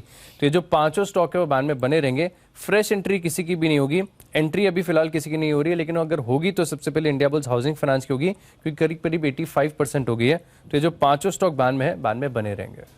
Ban में थे, बैन में हैं, बैन में बने रहेंगे 5। नया कुछ भी नहीं आ रहा, कुछ भी नहीं आ रहा सर, और बाहर भी कोई नहीं निकल रहा। नहीं सर, समझ तो गए होंगे आप। सर इसके लिए मैंने पहले बोला कि अपडेट देना जरूरी है। 5 स्टॉक है। ऐसा क्या जरूरी है इस अपडेट पे, ये बताइए सर। चेक करना जरूरी है। आपने चेक कर लिया, बस हो गया। चलिए, बैन में से कोई बाहर आने की तैयारी में नहीं, ऐसा आशीष बता रहे हैं। लेकिन जिस तरह से आशीष आज आए हैं सिर्फ अपडेट देने के लिए, इससे ऐसा लग रहा है कल कुछ ना कुछ बदलाव हो ही जाएगा। जी सर, होना चाहिए। कल की उम्मीद पर आज का अपडेट ये है आशीष की तरफ से आपके लिए बैच से बेनिफिट आता हुआ। आइए बढ़ते आगे और स्टॉक्स जहां पर अच्छा बाय द वे थोड़ा सा अब रुपया गिरना बंद हुआ है। जिस स्पीड से एक तरफा जा रहा था अब थोड़ा 96 तक चला गया था, 82 82 लगा था कि 83 आज ही दिखा देगा, लेकिन वहां पर रुकता हुआ थोड़ा सा दिख रहा है। करेक्ट, ये जरूर होता हुआ नजर आ रहा है। आइए कुछ स्टॉक्स और जो एक्शन में आपको नजर आ रहे हैं उन्हीं पर फोकस कर लिया जाए। कहाँ बढ़िया एक्शन तेजी या मंदी की तरफ बनता हुआ दिख रहा है। टीवीएस मोटर्स 1165 के आसपास, इस स्टॉक में भी आज भरपूर एक्शन होता हुआ दिखा है। इसके चार्ट पर एक बार कुणाल जी आपको राय देनी है, कुछ करने जैसा है या नहीं? अरे जी देखिए, टीवीएस मोटर चार्ट बहुत ही ज़बरदस्त है, लगातार आउट परफॉर्मेंस दिखा रहा है। बाजार में कमजोरी हो तो भी इसको बिल्कुल फर्क नहीं पड़ता है, ये अपनी चाल से अपनी गति से ऊपर की ओर जा रहा है। तो मुझे लगता है नहीं जी, बिल्कुल होल्ड करके चलना चाहिए। जिनके पास है नया निवेश के लिए किसी डिप का इंतजार करना चाहिए, लेकिन अगर पहले की खरीद है तो बिल्कुल बने रहें, ये स्टॉक आपको और ऊपर के लेवल्स दिखाएगा। ओके, कुछ बेहतरीन ब्रोकरेज रिपोर्ट्स के दम पर आज टीवीएस मोटर्स में बना है एक्शन। कल नतीजों के लिहाज से फिर से है बड़ा दिन, आएंगे रिजल्ट्स एक्सिस बैंक के। तैयार है वरुण रिजल्ट्स के अनुमान के साथ, बताएं।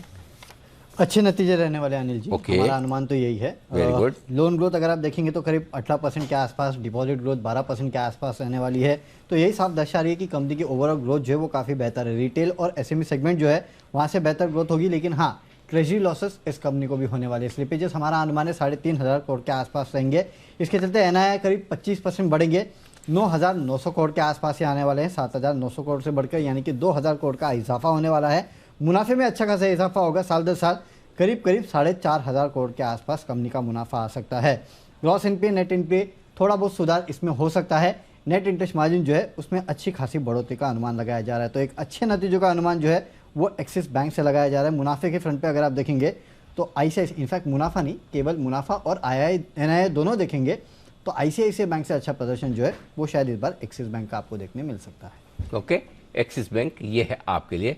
नतीजों से पहले बहुत मजबूत होता हुआ दिख रहा है। आज एक्सिस बैंक पर सुबह सुबह खरीदारी की राय नतीजों के पहले आती हुई भी दिखी है, कल भी आती हुई दिखी है। स्टॉक मजबूत है ही, इसमें कोई डाउट नहीं। जरा एक बार चार्ट पर भी इस पर राय ले ली जाए। एक्सिस बैंक नतीजों के पहले कुछ करने जैसा है किरण जी, तो जरा बताइए, नहीं तो जाने देंगे हम। नहीं अनिल जी, बिल्कुल एक्सिस बैंक लॉन्ग करके ही चलना चाहिए। थोड़ी देर पहले हमने इस पे डिस्कस किया था कि इसमें बहुत बड़ी मूव आनी चाहिए। आपको ट्रेडिंग व्यू नहीं लेना चाहिए, इन्वेस्टमेंट व्यू लेना चाहिए। जिस तरीके से मल्टी ईयर ट्रेंड लाइन का ब्रेकआउट हुआ है, मेरा मानना है ये जो पैटर्न है बहुत शानदार है। आपको 6 से 8 महीने देने चाहिए। 1050 से 1100 के लेवल्स के आसपास के पहले टारगेट देखने को मिलेंगे। अगर एक्सट्रीम शॉर्ट टर्म व्यू है तो कल परसों में आपको 860 870 के लेवल्स देखने को मिलेंगे। तो ये है आपके लिए एक्सिस बैंक, जिसके आएंगे कल नतीजे। कुछ और भी नतीजे आएंगे, उन पर भी करेंगे चर्चा। बट आइए, आखिरी 10 मिनट बचे हैं तो पहले अनिल जी की फाइनल मार्केट स्ट्रैटेजी आज की ले लेते हैं।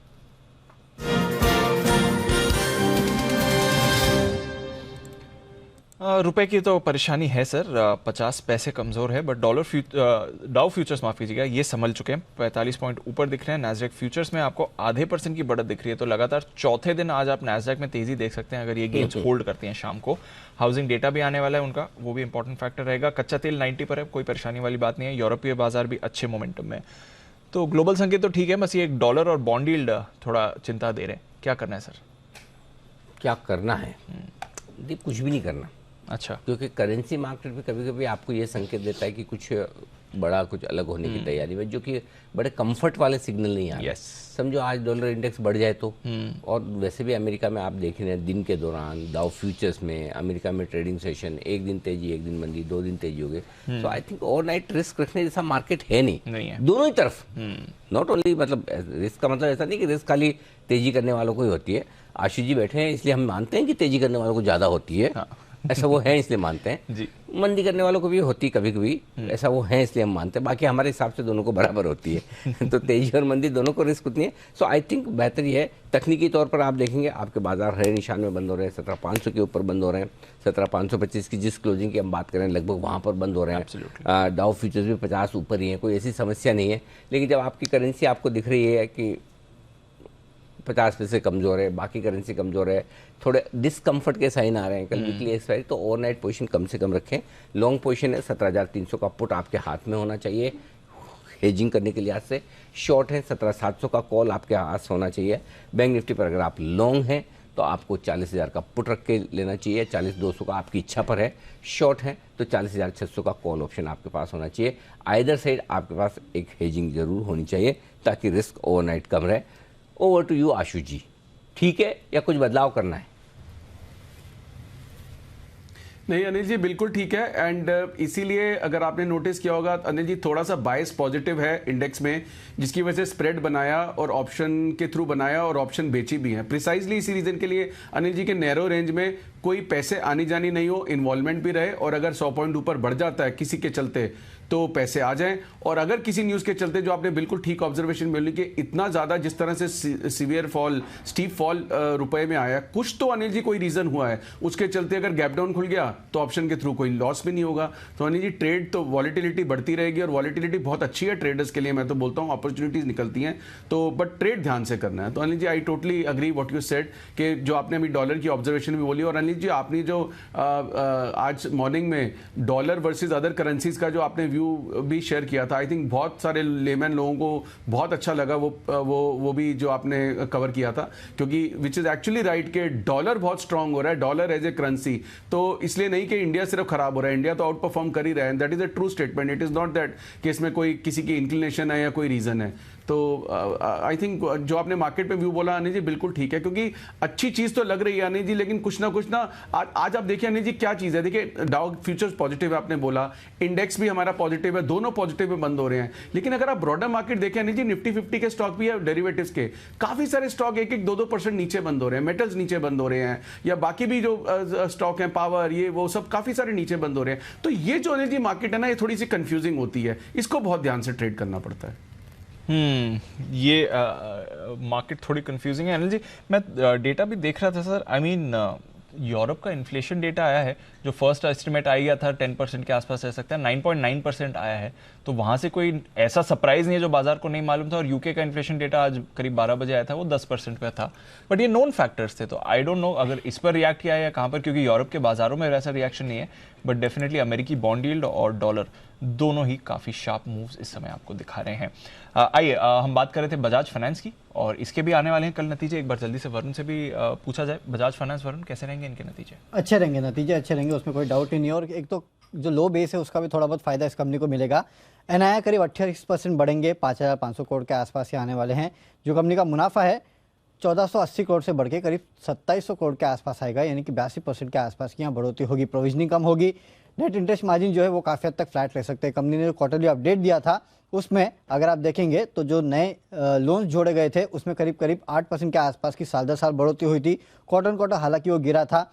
एयूएम जो है उसमें करीब 31% के आसपास की बढ़ोतरी देखने मिली थी। क्वार्टर भी यहाँ पे करीब 7% के आसपास की बढ़ोतरी हुई थी। डिपॉजिट ग्रोथ करीब 37% के आसपास रही थी। तो इन सब फैक्टर्स को देखते हुए ये अंदाजा लगाया जा सकता है कि इस कंपनी के नतीजे जो है वो अच्छे रहेंगे। लिक्विडिटी की पोजीशन जो है वो इस कंपनी की वो भी काफ़ी बेहतर है, और जो कैपिटल एडिक्वेसी रेशियो है वो भी करीब 25% के आसपास है। तो हर फैक्टर यही दर्शा रहा है कि नतीजे अच्छे रहेंगे, और हाँ थोड़ा लो बेस का फायदा भी इस कंपनी को मिलने वाला है।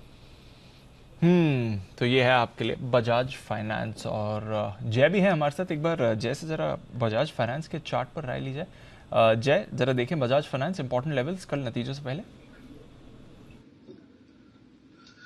श्योर दीपांशु, देखिए बजाज फाइनेंस एक कंसोलिडेटिंग रेंज में है। अगर आप देखें तो इसका सपोर्ट कहीं ना कहीं 7,000 के आसपास है, और अपर एंड ऑफ द रेंज जो है दीप ये है लगभग 7,800-900 की।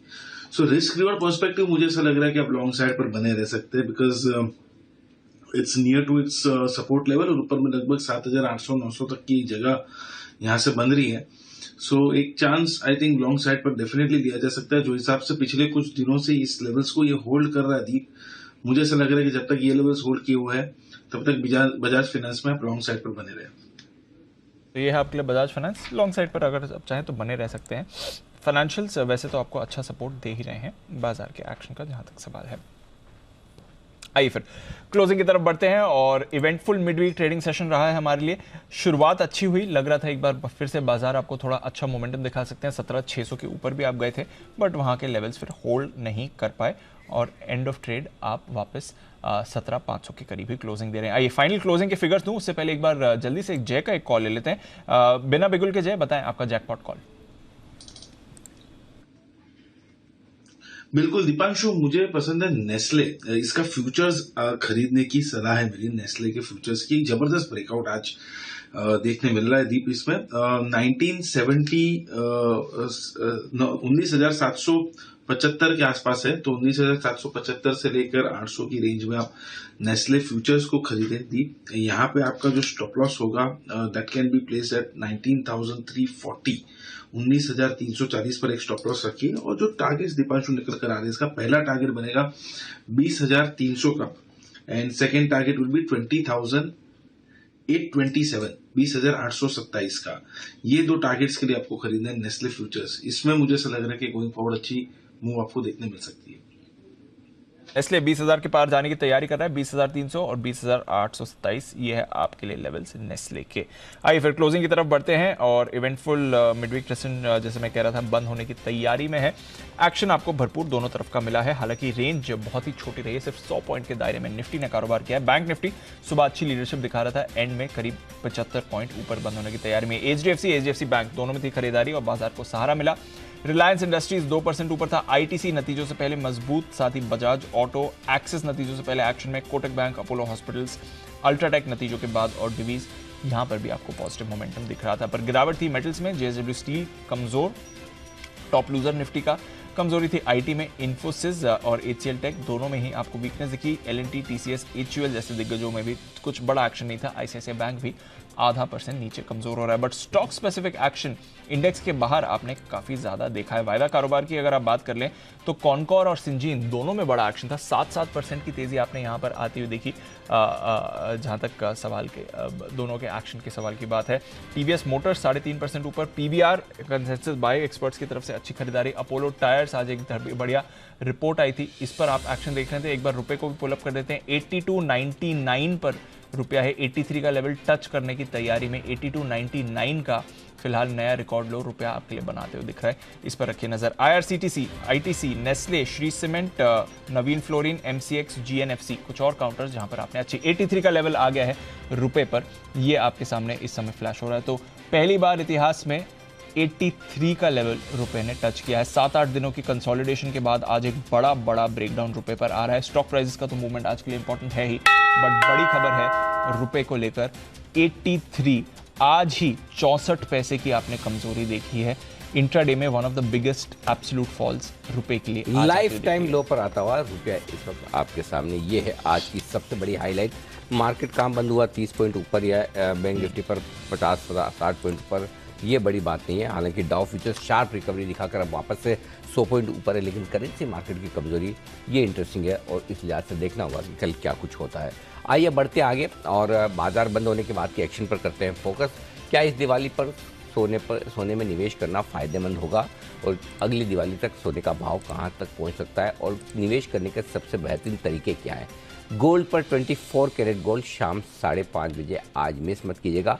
हमारे साथ होंगे बुलियन मार्केट के 3 बड़े दिग्गज, इब्जा के सेक्रेटरी सुरेंद्र मेहता साहब, ऑगमाउंट गोल्ड की रिसर्च हेड रेनिशा चेनानी और क्वांटम म्यूचुअल फंड के चीफ इन्वेस्टमेंट ऑफिसर चिराग मेहता साहब से करेंगे हम मुलाकात। छुट्टी लेना बहुत ज़रूरी है हर किसी के लिए, मेरे और दीप के लिए तो बहुत ही ज़्यादा, लेकिन बहुत से लोग ऑफिस से छुट्टी लेने से कतराते हैं या फिर बॉस से छुट्टी मांगने पर बड़ी घबराहट महसूस होती है। ऐसा एक सर्वे में बताया गया है, भारत में करीब 35 से 40% लोग ऐसे हैं जो छुट्टी लेने में संकोच करते हैं, गिल्टी फील करते हैं, ऐसे कह रहे मैं छुट्टी मांग के मतलब कोई गुनाह कर रहा हूँ। अगर आपको भी ऐसा लगता है तो आप गिल्ट वेकेशन सिंड्रोम के शिकार हो चुके हैं। नाम गिल्ट वेकेशन सिंड्रोम। हमारा तो हालत खराब है दीप, हम तो छुट्टी हमारे व्यूअर भी नहीं छोड़ते हम।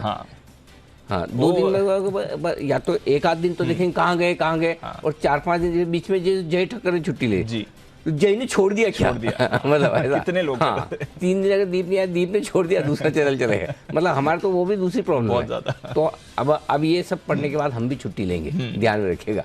ये इस तरह की बीमारी जिसका मेंटल हेल्थ पर बड़ा असर पड़ता है। और आज हमारे शाम को 6 बजे के डिस्कशन का टॉपिक भी यही है कि ये गिल्ट वेकेशन सिंड्रोम है क्या इसके लक्षण है, इससे कैसे बचा जाए। रजनीश सिंह होंगे managing partner simply HR solutions के, और साथ ही सुनील चेम्मन कोटिल साहब हैं CEO टीम लीज डिजिटल के, और अंजलि छावड़िया जी हैं जो जानी मानी साइकोथेरेपिस्ट हैं। ये तीनों बात करेंगे। काम नहीं सर, छुट्टी से है डर। वाह, तो ये है आपके लिए आज का विशेष शो। मनी गुरु में आज हम बताएंगे कि निवेश के वो नियम जो आपके निवेश को 2 गुना, 3 गुना, 4 गुना करने में करेंगे मदद। दिवाली वेल्थ क्रिएशन का फॉर्मूला जानने के लिए शाम 6:30 बजे जुड़ेगा हमारे साथ। कमाई बम्पर, मुनाफा जमकर, ये दिवाली डिमांड वाली। हेमंत रुस्तगी साहब होंगे हमारे साथ और प्रबलीन वाजपेयी होंगी। इन दोनों से करेंगे हम इस खास मुद्दे पर विशेष चर्चा। रात 8 बजे की prime time bulletin India 360 degree में कवर स्टोरी है। अमेरिका ने चीन से आने वाले सेमीकंडक्टर्स की चिप्स पर बैन लगा दिया है, और इसके साथ ही पहले से चिप शॉर्टेज से पूरी दुनिया जूझ रही है।